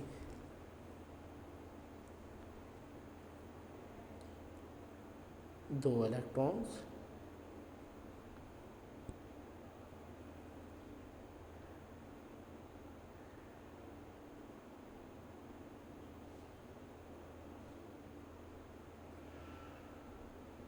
जी, इसके आउटर मोस्ट में 5 इलेक्ट्रॉन्स प्रेजेंट है और 5 इलेक्ट्रॉन्स होने के लिए क्या है, इसका ऑक्सीडेशन नंबर फिर +5 कि ये 5 के 5 इलेक्ट्रॉन्स भी डोनेट कर सकता है। लेकिन +5 ऑक्सीडेशन से हम इसका ये भी कह सकते हैं कि अगर इसकी +3 हो तो ये 3 इलेक्ट्रॉन्स लेके भी स्टेबल आउट हो सकता है। लेकिन ये 5 + 5 है कि नाइट्रोजन अपने 5 के 5 इलेक्ट्रॉन्स डोनेट करता है, hence oxidation number is correct. ये ऑक्सीडेशन नंबर बिल्कुल इसका करेक्ट है।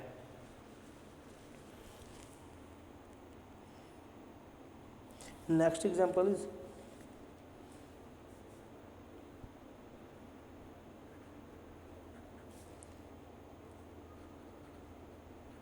Calculate the oxidation number of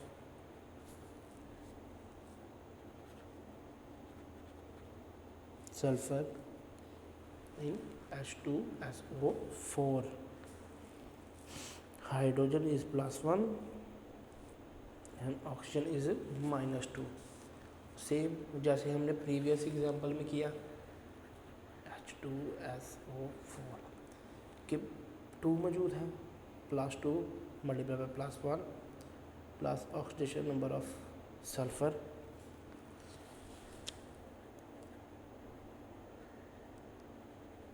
oxidation number +4 मौजूद है, 4 × -2। 2 हाइड्रोजन मौजूद होने की वजह से +2 मल्टीप्लाई बाय +1 क्या है इसका oxidation number.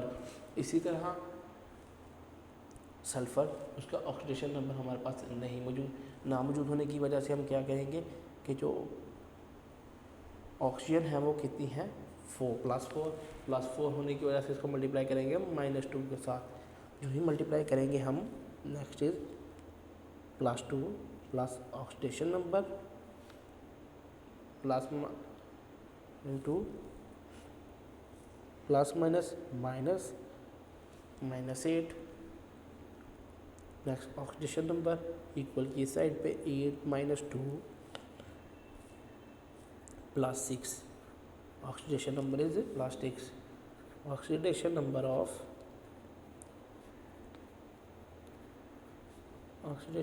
Of sulphur is +6 के ऑक्सीडेशन नंबर सल्फर का +6 है। ये थी 2-3 एग्जांपल जिससे हमने कंप्लीट एलैबोरेशन की ऑक्सीडेशन नंबर की। इसके बाद जो हमारा नेक्स्ट टॉपिक है वो ऑक्सीडेशन एंड रिड्यूसिंग एजेंट्स है कि ऑक्सीडेशन और रिड्यूसिंग एजेंट्स कौन से होते हैं। Next topic is oxidation, oxidizing and reducing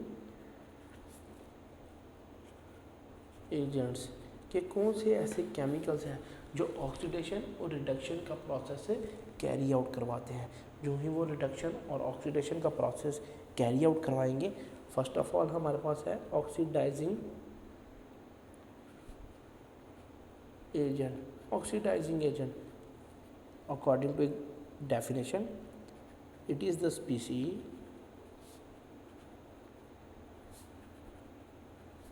that oxidizes, so it is a species that oxidizes a substance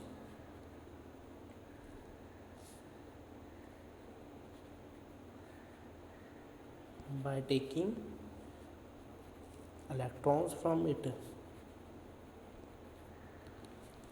A species that oxidizes a substance by taking electron from it. जैसे हमने बात की थी कि ऑक्सीडेशन क्या होता है, लॉस ऑफ इलेक्ट्रॉन्स। फिर हम ऐसे स्पीशीज की बात करेंगे जो क्या करेगा, दूसरे इलेक्ट्रॉन एलिमेंट से इलेक्ट्रॉन लेके उसको ऑक्सीडाइज करेगा। उसको क्या करेगा, उसको ऑक्सीडाइज करेगा, लेकिन खुद रिड्यूस हो जाएगा, खुद गेन कर लेगा इलेक्ट्रॉन्स, लेकिन दूसरे एलिमेंट को क्या करेगा, वो ऑक्सीडाइज करेगा, यानी उसमें से इलेक्ट्रॉन्स को ले लेगा, उसमें इलेक्ट्रॉन की डेफिशिएंसी हो जाएगी। इसी तरह the substance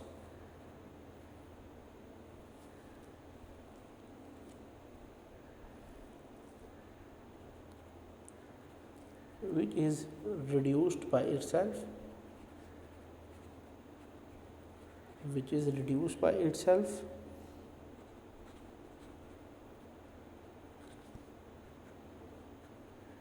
by gaining electrons is also called oxidizing agent। कि जैसे हम फॉर एग्जांपल इसमें ये बात लेंगे कि जैसे हमने कोई काम करवाना हो तो काम करवाने के लिए क्या करते हैं, कुछ एजेंट्स होते हैं, वो क्या करते हैं, वो कहते हैं कि लाएं जी हम आपका ये काम कर देते हैं किसी दूसरे बंदे से मिलकर। तो वो क्या कर रहे हैं, वो दूसरे बंदे से वो डायरेक्ट मिलेंगे, फिर वो क्या करवाएंगे हमारा काम। ऐसे बंदों को हम क्या कहते हैं, एजेंट्स। इसी तरह केमिकल रिएक्शंस में भी कुछ elements as a agents work करते हैं। वो क्या करवाते हैं कि जी लाएं हम आपको यहाँ से इलेक्ट्रॉन्स ले के देते हैं। जब वो वहाँ से उस सब्सटेंस से इलेक्ट्रॉन लेंगे अपने लिए तो फिर वो क्या कहलाएंगे, ऑक्सीडाइजिंग एजेंट। कि उनको क्या बोलेंगे हम, ऑक्सीडाइजिंग एजेंट्स। नॉन मेटल्स जो है वो मेनली ऑक्सीडाइजिंग एजेंट्स होते हैं। Non metals are oxidizing, non-metals are oxidizing agents because they accept electrons, they accept because they accept electrons, के वो electrons accept करते हैं, being more इलेक्ट्रोनेगेटिव एलिमेंट्स। के इलेक्ट्रोनेगेटिव एलिमेंट्स होने के लिए, इलेक्ट्रोनेगेटिव ऐसे एलिमेंट्स होते हैं जो इलेक्ट्रॉन एक्सेप्टर होते हैं, इसलिए नॉन मेटल्स को हम कहते हैं वो ज़्यादा ऑक्सीडाइजिंग एजेंट हैं, क्योंकि वो क्या करते हैं, वो इलेक्ट्रॉन से एक्सेप्ट करते हैं। उनकी एक ये प्रॉपर्टी भी है कि वो इलेक्ट्रोनेगेटिव इन नेचर होते हैं, और इलेक्ट्रोनेगेटिव इन नेचर होने की वजह से वो क्या करते हैं, इलेक्ट्रॉन्स एक्सेप्ट आउट करते हैं। ये था हमारा टॉपिक अबाउट ऑक्सीडाइजिंग एजेंट। इसी तरह हम रिड्यूसिंग एजेंट स्टडी करते हैं।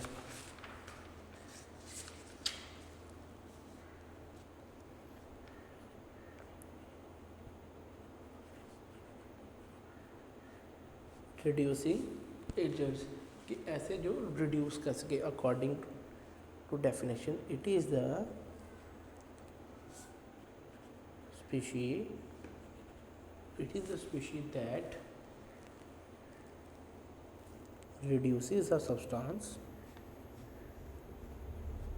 it is the species that reduces a substance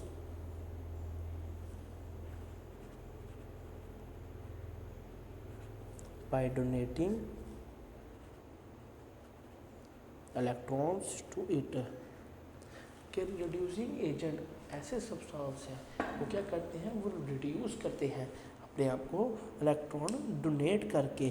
जैसे हमने कहा कि जो रिडक्शन थी उसमें क्या करना था, उन्होंने इलेक्ट्रॉन लेने थे, लेकिन यहाँ क्या है, वो इलेक्ट्रॉन रिड्यूस कर रहे हैं। दैट रिड्यूस अ सब्सटेंस, वो एक सब्सटेंस को क्या करते हैं, इलेक्ट्रॉन दे रहे हैं। बिल्कुल ऑपोजिट बात है। जैसे ऑक्सीडेशन में हमने क्या बात की थी कि सब्सटेंस जो है वो रिडक्शन हो रही है, उसकी सब्सटेंस की रिडक्शन इसलिए हो रही है क्योंकि वो गेन कर रहा है इलेक्ट्रॉन्स। इसी तरह रिडक्सिंग एजेंट्स में क्या होगा, वो इलेक्ट्रॉन खुद को रिड्यूस करेगा। किस लिहाज से रिड्यूस करेगा कि आया उसने जो इलेक्ट्रॉन्स लिए थे वो उसने इलेक्ट्रॉन्स डोनेट किया। जब उन्होंने वो इलेक्ट्रॉन्स डोनेट किए, उन इलेक्ट्रॉन्स की डोनेशन की वजह से ही क्या होगा कि वो रिड्यूस करेंगे। इसी तरह the substance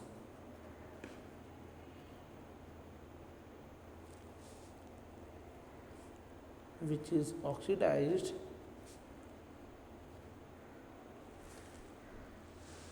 the substance which is oxidized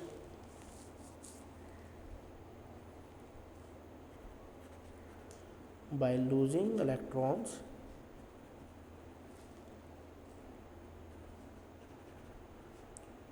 is also called reducing agent कि ऐसे सब्सटेंसेस जो ऑक्सीडाइज हों, यानी वो लॉस ऑफ इलेक्ट्रॉन्स करें। ऑक्सीडेशन का मतलब तो वही है कि लॉस ऑफ इलेक्ट्रॉन। इसी तरह वो क्या करें, वो ऑक्सीडाइज्ड हों, वो अपने इलेक्ट्रॉन्स लूज़ करें। जो ही वो अपने इलेक्ट्रॉन्स लूज आउट करेंगे तो उनके इलेक्ट्रॉन्स की लूजिंग की वजह से वो क्या होंगे, वो रिड्यूसिंग एजेंट कहलाएंगे। ऑल मेटल्स, जैसे हमने वहाँ नॉन मेटल्स की बात की, इसलिए यहाँ बात करते हैं all metals are good reducing agents. के सारे मेटल्स क्या हैं, गुड रिड्यूसिंग एजेंट्स हैं, बिकॉज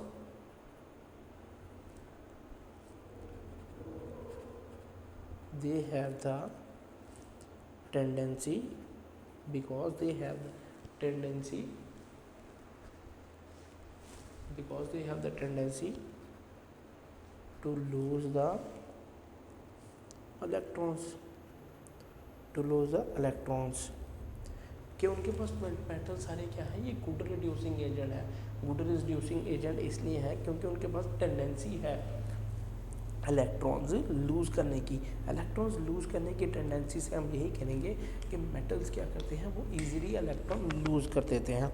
जो एलिमेंट इजीली इलेक्ट्रॉन लूज़ करें उनको मेटल्स कहा जाता है। ये थी हमारी complete discussion of oxidizing agent and reducing agent कि कौन से ऐसे एजेंट्स हैं जो खुद भी ऑक्सीडेशन करवा सकते हैं और रिडक्शन भी करवा सकते हैं। Next topic is redox reactions।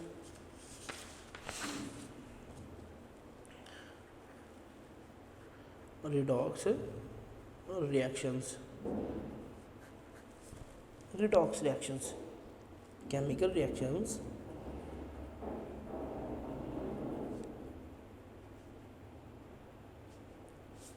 in which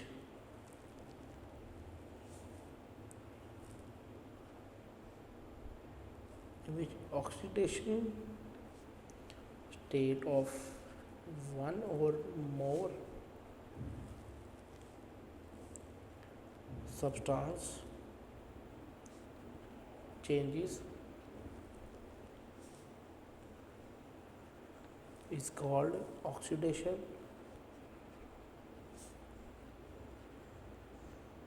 reduction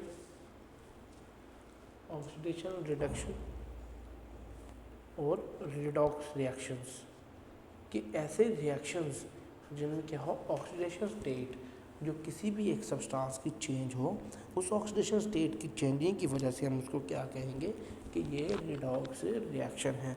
क्या है इसको, क्या हम बोलेंगे, ये एक रिडॉक्स रिएक्शन है। इसी तरह रिडॉक्स रिएक्शन को स्टडी करने के लिए हम एग्जांपल स्टडी करते हैं। For example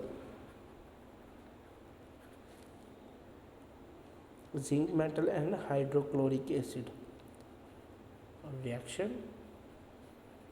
between zinc metal and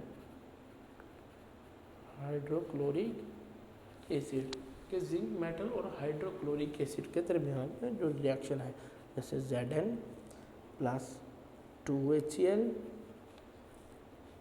ZnCl2 plus H2 के Zn 2Cl ZnCl2 plus H2। अब हम इसकी ऑक्सीडेशन स्टेट और ऑक्सीडेशन नंबर्स को स्टडी करते हैं कि अगर हम अकॉर्डिंग टू ऑक्सीडेशन स्टेट के मुताबिक कैसी चेंजेस आई हैं और कैसे रिडॉक्स रिएक्शन कैरी आउट हुआ है। Zn फ्री स्टेट में मौजूद था, जैसे कि ऑक्सीडेशन स्टेट का पहला रूल कि Zn फ्री स्टेट में मौजूद है, Zn0 plus hydrogen with +1 chlorine -1। इस तरह Zn +2 के साथ chlorine -1 with 2 and hydrogen 0 with 2। कि यहाँ क्या हुआ है, जो रिएक्शन की जो चेंजेस आई हैं कि Zn पहले फ्री स्टेट में मौजूद था। जब Zn पहले फ्री स्टेट में मौजूद था तो फिर हाइड्रोजन की +1 थी और क्लोरीन जो था वो -1 के साथ था। उसके बाद जो है उनकी ऑक्सीडेशन स्टेट है Zn विद +2 हो गया, क्लोरीन -1 के साथ ही मौजूद था, इसलिए उसके बाद जो है कि हाइड्रोजन जो है वो 0 के साथ मौजूद था। इसलिए नेक्स्ट अब इनको अकॉर्डिंग टू रिडॉक्स रिएक्शन, क्या आप रिडॉक्स रिएक्शन के अकॉर्डिंग इसको स्टडी करते हैं? जब रिडॉक्स रिएक्शन के अकॉर्डिंग स्टडी करेंगे 2H2 according to redox reaction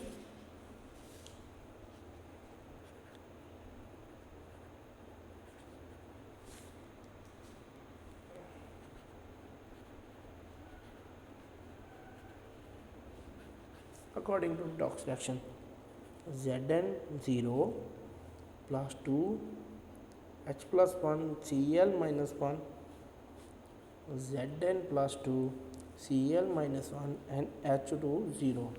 कि अगर हम Zn की बात करें कि Zn में कौन सा रिएक्शन पेश हुआ है और जो Cl है इसके हाइड्रोजन पे कौन सा रिएक्शन पेश हुआ है, क्योंकि Cl तो एज मौजूद है, Cl में तो कोई चेंजेस नहीं आई, लेकिन जो चेंजेस आई हैं वो जिंक में और हाइड्रोजन में चेंजेस आई हैं। जब हम जिंक की बात करें, जिंक में क्या हुआ है, 0 स्टेट में मौजूद थी, इसलिए जिंक की ऑक्सीडेशन हो गई है, इसने 2 इलेक्ट्रॉन्स अपने लूज़ कर दिए हैं, 2 इलेक्ट्रॉन लूज़ करके इसने जिंक के साथ क्या बनाया है, अपना बॉन्ड बनाया है। जो ही इसने जिंक के साथ अपना बॉन्ड बनाया है तो हाइड्रोजन के साथ जो क्लोरीन ने बॉन्ड बनाया हुआ था वो बॉन्ड ब्रेक हो गया। जो ही वो बॉन्ड ब्रेक हुआ, उस बॉन्ड की ब्रेकिंग की वजह से हाइड्रोजन की क्या हो गई, रिडक्शन हो गई, हाइड्रोजन की रिडक्शन हो गई। हाइड्रोजन की रिडक्शन इसलिए हुई क्योंकि हाइड्रोजन जो पहले +1 की स्टेज में मौजूद था, +1 ऑक्सीडेशन स्टेट में मौजूद था, लेकिन अब वो 0 की हालत में मौजूद है, यानी वो ग्राउंड स्टेट में या फ्री स्टेट में मौजूद है। ऑक्सीडेशन का पहला रूल यही था कि जो सब्सटेंस फ्री स्टेट में मौजूद होगा उसकी ऑक्सीडेशन 0 होगी। इसी तरह जिंक पहले किसी के साथ उसने रिएक्ट नहीं किया हुआ था, जो ही वो किसी के साथ रिएक्ट नहीं कर रहा था तो रिएक्टेंस ना करने की वजह से जिंक जो है वो 0 स्टेट में मौजूद था। लेकिन जो ही HCl का बॉन्ड ब्रेक हुआ रिएक्शन में, क्लोरीन ने जिंक के साथ रिएक्ट करके बॉन्ड बना लिया।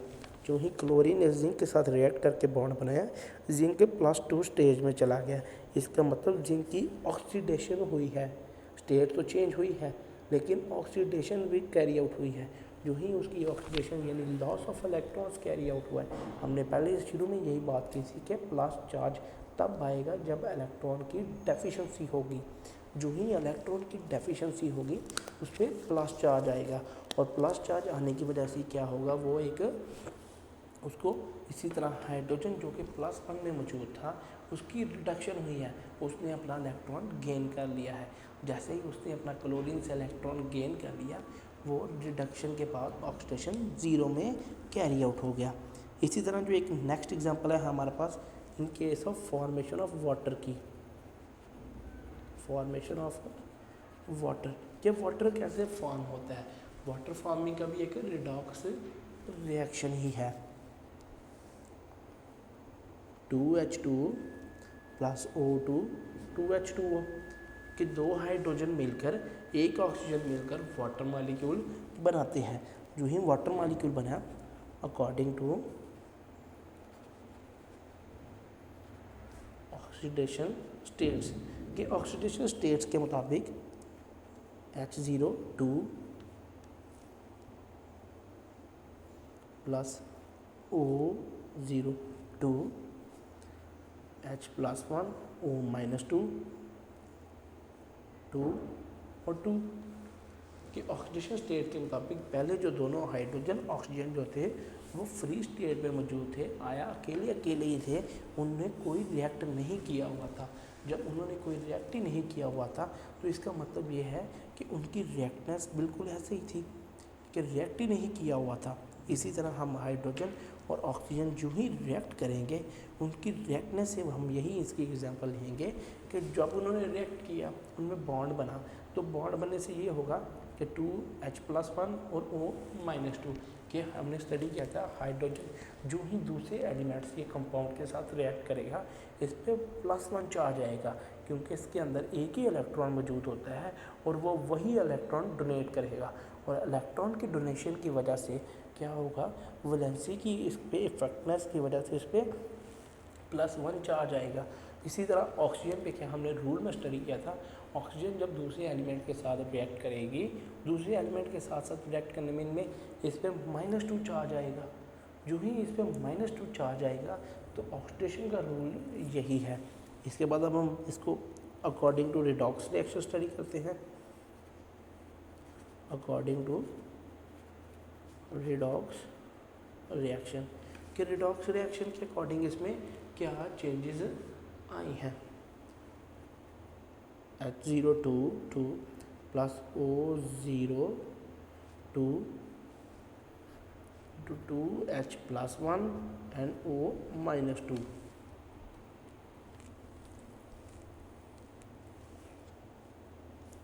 Hydrogen H is changed from 0 to +1।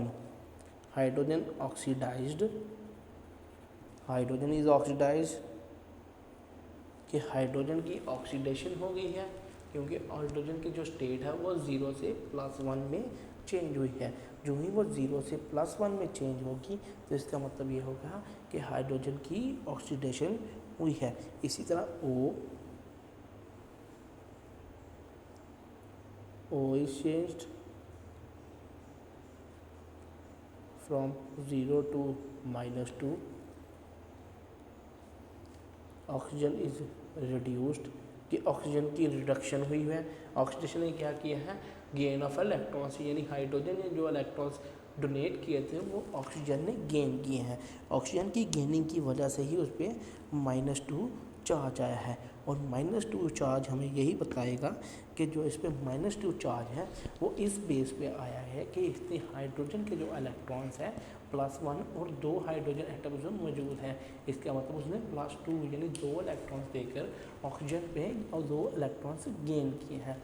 जो ही ऑक्सीजन ने 2 इलेक्ट्रॉन्स गेन किए हैं, ऑक्सीजन की गेनिंग की वजह से उसकी रिडक्शन हुई है।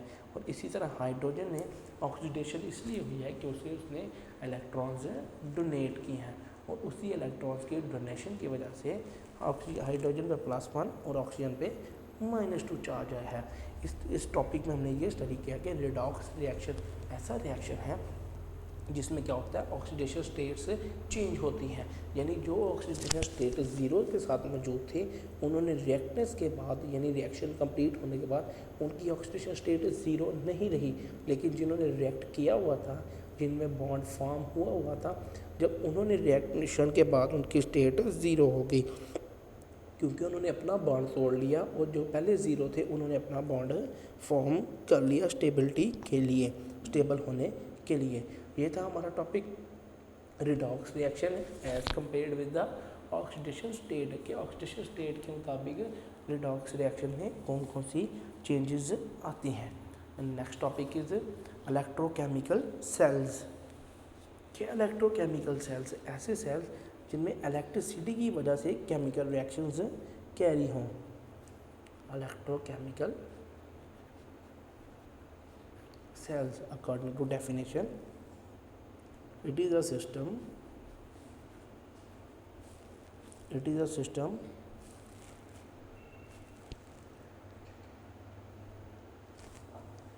in which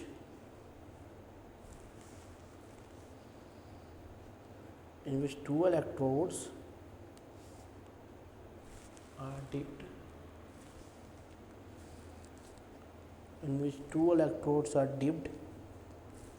in the solution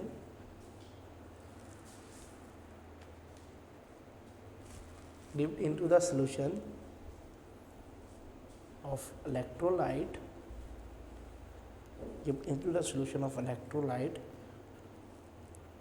which are connected to the battery। कि इलेक्ट्रोकेमिकल सेल्स एक ऐसा सिस्टम है, it is a system in which two electrodes are dipped in the solution of electrolytic which are connected to the battery. कि electrochemical cells एक ऐसा system है जिसमें हमने क्या करना स्टडी, दो इलेक्ट्रोड्स को जो डिप किए जाते हैं एक इलेक्ट्रोलाइटिक सॉल्यूशन में। फॉर एग्जांपल जैसे एक डायग्राम को स्टडी करते हैं इसकी एलैबोरेशन के लिए, कि ये हमारे पास एक इलेक्ट्रोलाइटिक सॉल्यूशन है। आया हमने दो इलेक्ट्रोड जो हैं वो इसमें डिप किए हुए हैं।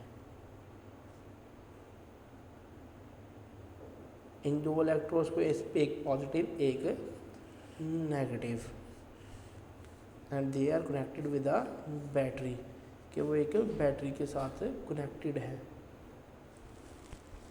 कि एक ऐसा सॉल्यूशन जिसमें हमने क्या किया हुआ है, इलेक्ट्रोलाइटिक का एक सॉल्यूशन बना के हमने दो इलेक्ट्रोड्स को डिप आउट किया हुआ है। जो ही हमने उन दो इलेक्ट्रोड्स को डिप किया हुआ है, उन दोनों इलेक्ट्रॉन्स की डिपिंग की हमकी वजह से हम ये उसकी एग्जांपल ले सकते हैं कि उन दो इलेक्ट्रॉन की डिपिंग की वजह से वो दो इलेक्ट्रॉन जो इलेक्ट्रोलाइटिक सॉल्यूशन में मौजूद हैं वो क्या करेंगे, इलेक्ट्रिसिटी जनरेट करेंगे। इलेक्ट्रिसिटी कैसे जनरेट होगी, जो ये इलेक्ट्रोलाइटिक सॉल्यूशन है इसमें आयंस मौजूद होंगे। जब वो आयंस आपस में कोलाइंस कैरी आउट करेंगे तो कोलाइंस करने की वजह से वो क्या करेंगे, जनरेट करेंगे इलेक्ट्रिसिटी, और इलेक्ट्रिसिटी जनरेट करेंगे। अगर इलेक्ट्रिसिटी जनरेशन ना हो यानी यूटिलाइजेशन ऑफ इलेक्ट्रिसिटी हो, तो जो हम बैटरी है उसके कनेक्शन से हम क्या करेंगे, लाइट फ्लो करेंगे। जो ही इलेक्ट्रॉन्स का फ्लो होगा वो जो आयंस हैं वो चार्ज अप होंगे। चार्ज अप होने के बाद वो क्या होगा, वो एक इलेक्ट्रोलाइटिक सॉल्यूशन बनाएंगे। Next, electrochemical cell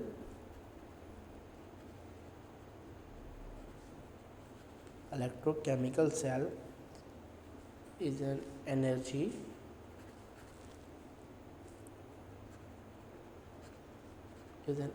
storage device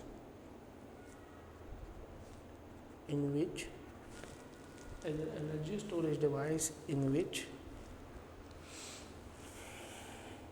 either a chemical reaction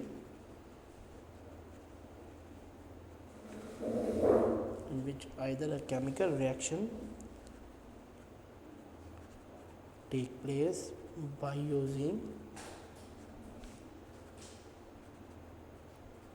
electric current है।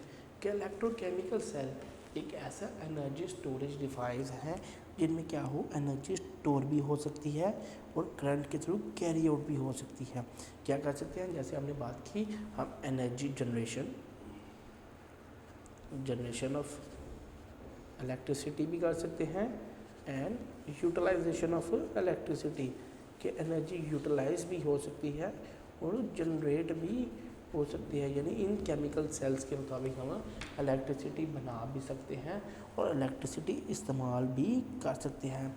इलेक्ट्रोकेमिकल सेल्स में हमारे पास दो टाइप्स के सेल्स हैं। चैप्टर के इंट्रोडक्शन में हमने बात की थी गैल्वेनिक और इलेक्ट्रोलाइटिक सेल्स के।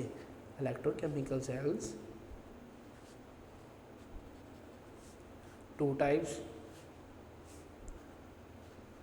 Galvanic cell and electrolytic cell, कि एक गैल्वेनिक सेल है और एक इलेक्ट्रोलाइटिक सेल है। गैल्वेनिक सेल भी मौजूद है हमारे पास और एक इलेक्ट्रोलाइटिक सेल भी, जिनको हम मज़ीद नेक्स्ट टॉपिक्स में जाके एलैबोरेटरी स्टडीज़ के साथ इसको स्टडी करेंगे। नेक्स्ट है हमारे पास जो टॉपिक है वो है concept of electrolytes. Concept of electrolytes के आया, इलेक्ट्रोलाइट्स क्या होते हैं। हमने बात तो की थी कि हमने इलेक्ट्रोकेमिकल सेल में इलेक्ट्रोलाइटिक सॉल्यूशन में रखना है, लेकिन इलेक्ट्रोलाइटिक सॉल्यूशन कैसे फॉर्म होता है, इलेक्ट्रोलाइटिक सॉल्यूशन में कौन से इलेक्ट्रोलाइट्स प्रेजेंट होते हैं और इलेक्ट्रोलाइट्स क्या होते हैं। According to definition, the substance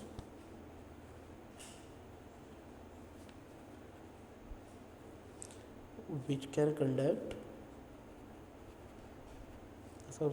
can conduct electricity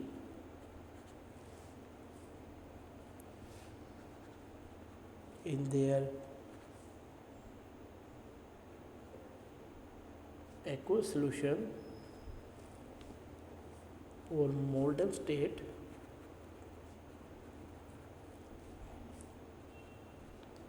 are called electrolytes. कि इलेक्ट्रोलाइट्स कौन से हैं? ऐसे सब्सटेंसेस जो कंडक्ट करें electricity in their aqua solution, कि अगर पानी में हम उनका सोल्यूशन बनाएं या उनको मेल्ट करके रखें तो वो इलेक्ट्रिसिटी कंडक्ट कर सकते हैं, क्योंकि इलेक्ट्रिसिटी जो कंडक्ट होती है वो आइंस की मदद से होगी।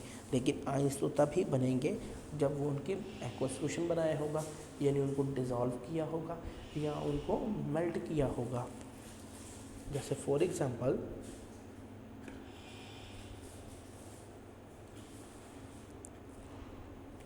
सोल्यूशन ऑफ सॉल्ट्स, के सॉल्ट्स का सोल्यूशन जस्ट लाइक NaCl मौजूद है। जो भी हम NaCl का एक्वा सोल्यूशन बनाएंगे तो एक्वा सोल्यूशन में Na positive and Cl negative. तो आइंस ही रिस्पॉन्सिबल हैं किसके लिए? इलेक्ट्रिसिटी को कैरी आउट करने के लिए। जब हम NaCl को मोल्टन रखेंगे तब भी मोल्टन NaCl में सोडियम अलहदा मौजूद होगा, क्लोरीन अलहदा मौजूद होगा। क्लोरीन और सोडियम की अलहदा मौजूदगी की वजह से क्या होगा? इलेक्ट्रिसिटी कंडक्ट आउट होगी। जो ही इलेक्ट्रिसिटी कंडक्ट आउट होगी तो क्या होगा? इलेक्ट्रोलाइट्स फॉर्म होंगे और यही इलेक्ट्रोलाइट्स क्या करेंगे? इलेक्ट्रोकेमिकल सेल के प्रोसेस को कैरी आउट करेंगे। एसिड्स बेसिस, कि एसिड्स एंड बेसिस भी कैरी आउट करते हैं। एसिड बेसिस यानी कि गुड कंडक्टर्स है। Point electricity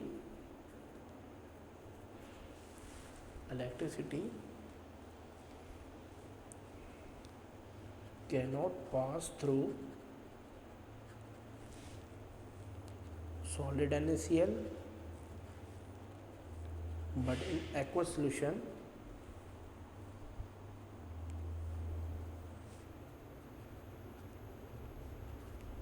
and molten form, कि जो इलेक्ट्रिसिटी है वो सॉलिड स्टेट से पास आउट नहीं कर सकती। सॉलिड स्टेट से इसलिए पास आउट नहीं कर सकती क्योंकि आइंस जो है वो फिक्स्ड है। और आइंस फिक्स्ड होने के लिए, क्योंकि ये क्रिस्टलाइन स्ट्रक्चर शो करता है, यहाँ सारे आइंस फिक्स्ड टाइप का है, वो कैरी आउट नहीं कर सकते इलेक्ट्रिसिटी। लेकिन जो ही ये मोल्टन स्टेट में होगी आइंस फ्री आउट होंगे और वो इधर उधर मूव आउट कर सकते हैं। उनकी मूव आउट करने की वजह से क्या होगा? इलेक्ट्रिसिटी पास आउट होगी। इसी तरह मज़ीद जो हमने इसमें कॉन्सेप्ट ऑफ इलेक्ट्रोलिसिस में, electrolytes are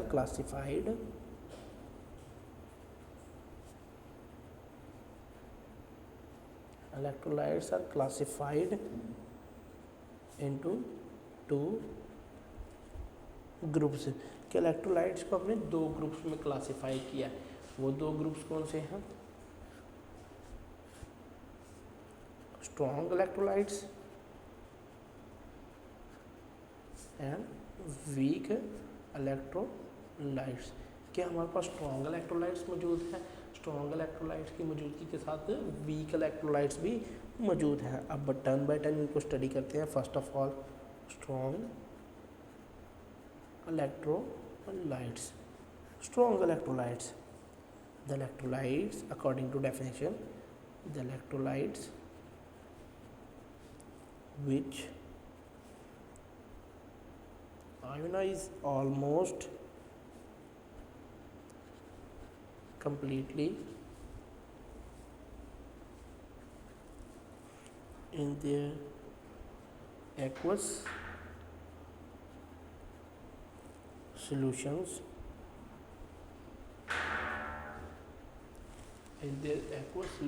and produce more ions are called strong electrolytes. कि strong electrolytes वो electrolytes हैं, the electrolytes which ionize almost completely in their aqueous solutions and produce more ions are called strong electrolytes. कि ऐसे electrolytes जो कि मौजूद completely ionize करें। जो completely ionize का मतलब ये है कि अगर हमने 1 ग्राम इलेक्ट्रोलाइट डाला है, 1 ग्राम सब्सटेंस डाले हैं, तो वो 1 ग्राम का 1 ग्राम टोटली आयोनाइज हो। वो 1 ग्राम के ही मुकम्मल आयनाइज बनकर वो क्या करें, इलेक्ट्रोलिसिस का प्रोसेस कैरी आउट करें। अगर वो 1 ग्राम में से 0.5 ग्राम भी बच जाए तो फिर ये कंप्लीट इलेक्ट्रोलिसिस नहीं होती और इलेक्ट्रोलाइट्स की कंप्लीट फॉर्मेशन नहीं होती। जब इलेक्ट्रोलाइट्स की कंप्लीट फॉर्मेशन ही नहीं होती तो इलेक्ट्रोलिसिस का फिनोमेना भी इफ़ेक्ट होगा। जो ही इलेक्ट्रोलिसिस का फिनोमेना इफ़ेक्ट होगा, इलेक्ट्रोकेमिकल सेल की प्रॉपर वर्किंग आउट नहीं हो सकती, कि उसकी प्रॉपर वर्किंग आउट नहीं हो सकती। फॉर एग्ज़ाम्पल जो हमारे पास स्ट्रॉन्ग इलेक्ट्रोलाइट्स मौजूद हैं, for example aqueous solution of NaCl के एक्वस सोल्यूशन मौजूद है हमारे पास सोडियम क्लोराइड का, sodium hydroxide and sulphuric acid के ये वो इलेक्ट्रोलाइट्स हैं मौजूद हैं हमारे पास है जो कि स्ट्रॉन्ग इलेक्ट्रोलाइट्स हैं। स्ट्रॉन्ग इलेक्ट्रोलाइट्स होने की वजह से क्या है, इनमें NaCl मौजूद है, NaOH है और H2SO4 है कि ये मुकम्मल डिकम्पोजिशन और आयनाइजेशन का फिनोमेना अकर करते हैं। जस्ट लाइक NaOH वाटर में आयनाइजेशन होती है, sodium ions and hydroxyl ions कि वो सोडियम आयंस में और हाइड्रोक्सल आयंस में उसकी आयनाइजेशन होती है। आयनाइजेशन फिनोमेना में हमने यही चेकआउट करना होता है कि आया पॉजिटिव आयंस और नेगेटिव आयंस दोनों एक ही रेशो में फॉर्म हुए हैं ना, इसलिए को कंप्लीट और स्ट्रॉन्ग इलेक्ट्रोलिसिस कहते हैं। ये थी स्ट्रॉन्ग इलेक्ट्रोलिसिस। नेक्स्ट हमारे पास है weak electrolysis.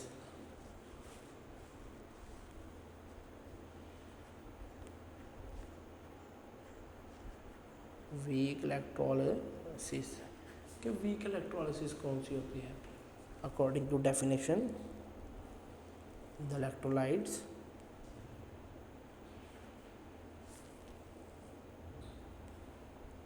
which ionize to a small extent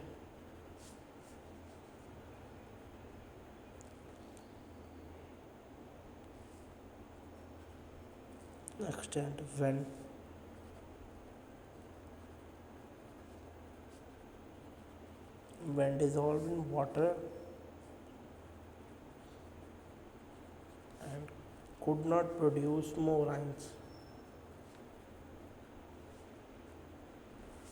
कि ऐसे electrolytes, the electrolytes which ionize to a small extent when dissolved in water and could not produce more ions are called weak electrolytes।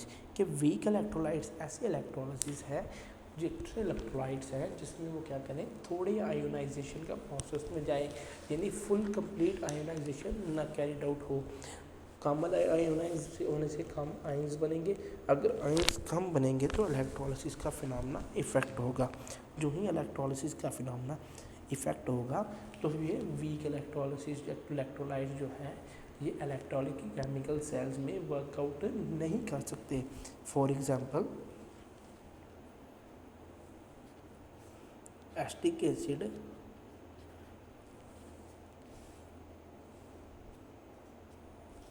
And COH2 when dissolved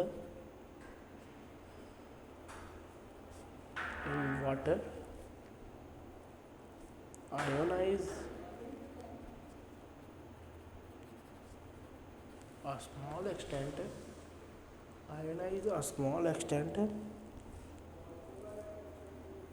and are good examples of weak electrolytes। कि वो एक good example है किसकी, weak electrolytes की। अगर हम ionisation study करें acetic acid की CH3COOH acetic acid plus water CH3CO plus H3O के मुकम्मल कंप्लीट इसकी डिकम्पोजिशन यानी आयनाइजेशन नहीं कैरिड आउट हुई, इसलिए ये क्या है, एक वीक इलेक्ट्रोलाइट। और वीक इलेक्ट्रोलाइट इसलिए है क्योंकि इसकी मुकम्मल डिकम्पोजिशन यानी आयनाइजेशन नहीं हुई। जब कंप्लीट आयनाइजेशन नहीं होगी तो कंप्लीट आयनाइजेशन ना होने की वजह से क्या होगा, इसमें जो है वो हाइड्रोनियम आयन प्रेजेंट बचा है, वरना इसमें हाइड्रोक्सिल आयंस पॉजिटिव और negative ions with a same ratio form होने चाहिए थे, जैसे स्ट्रॉन्ग इलेक्ट्रोलाइट्स में फॉर्म हुए थे। इसलिए ये स्ट्रॉन्ग और वीक इलेक्ट्रोलाइट्स में मेन डिफरेंस यही है कि स्ट्रॉन्ग ऑलमोस्ट कम्प्लीटली आयोनाइज हो सकते हैं, लेकिन वीक इलेक्ट्रोलाइट्स कम्प्लीटली आयोनाइज नहीं हो सकते। As a result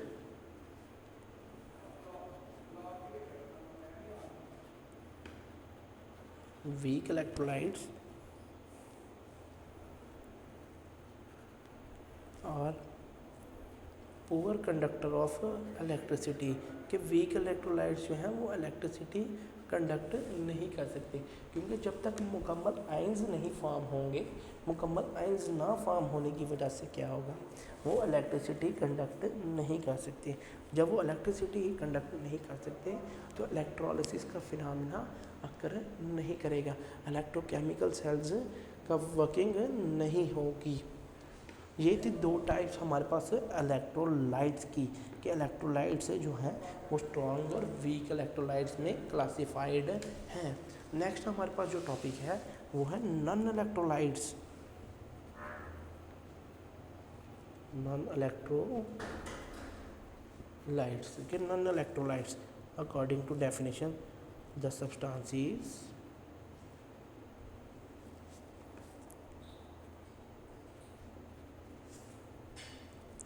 which do not ionize, the substances which do not ionize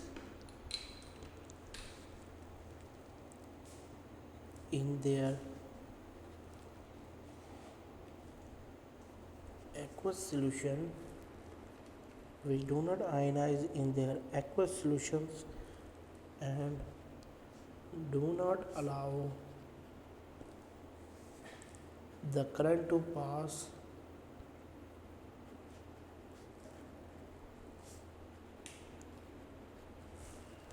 through their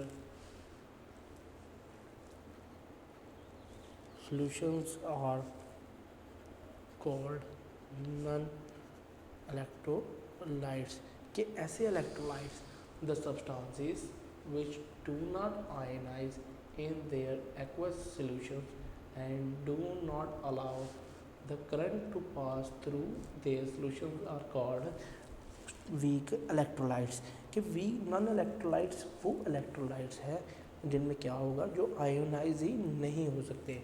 जब उनको आयोनाइजेशन के फिनोमेने में, यानी जब उनका वाटर के साथ रिएक्शन करवाया जाए, बेशक करंट तक अप्लाई की जाए, लेकिन वो अपना बॉन्ड ब्रेक नहीं करते, वो आयंस में स्प्लिट आउट नहीं होते। जब वो आयंस में स्प्लिट आउट नहीं होंगे तो आयोनाइजेशन नहीं होगी।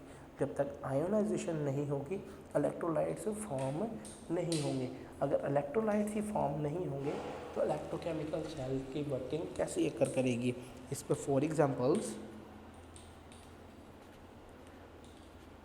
Sugar solution, for example sugar solution, benzene, ये दोनों नॉन इलेक्ट्रोलाइट्स हैं, शुगर सोल्यूशन और बेंजीन। ये लार्ज मॉलिक्यूल्स होने की वजह से ये क्या करते हैं, ये आयंस में या इलेक्ट्रोलाइट्स में स्प्लिट आउट नहीं होती, इनकी डिकम्पोजिशन नहीं होती। नॉन इलेक्ट्रोलाइट्स कैनॉट पास इलेक्ट्रिसिटी थ्रू देम, और नॉन इलेक्ट्रोलाइट्स में इलेक्ट्रिसिटी पास आउट नहीं हो सकती, क्योंकि ये शुगर और बेंजीन सोल्यूशन जो है ये नॉन इलेक्ट्रोलाइट्स हैं। और नॉन इलेक्ट्रोलाइट्स होने से क्या होगा कि इनमें इलेक्ट्रिसिटी पास आउट नहीं हो सकती, और जब इलेक्ट्रिसिटी पास आउट नहीं होगी तो इलेक्ट्रिसिटी पास आउट ना होने की वजह से इलेक्ट्रोकेमिकल सेल जो है उनकी प्रॉपर फंक्शन नहीं हो सकती। ये इसलिए नहीं पास आउट हो सकते क्योंकि ये लार्ज मॉलिक्यूल्स हैं, और लार्ज मॉलिक्यूल्स होने की वजह से ये आयंस में स्प्लिट आउट नहीं हो सकते। आयंस में जो सबसे अच्छे स्प्लिट आउट हो सकते हैं वो हमारे पास स्ट्रॉन्ग इलेक्ट्रोलाइट्स ही थे।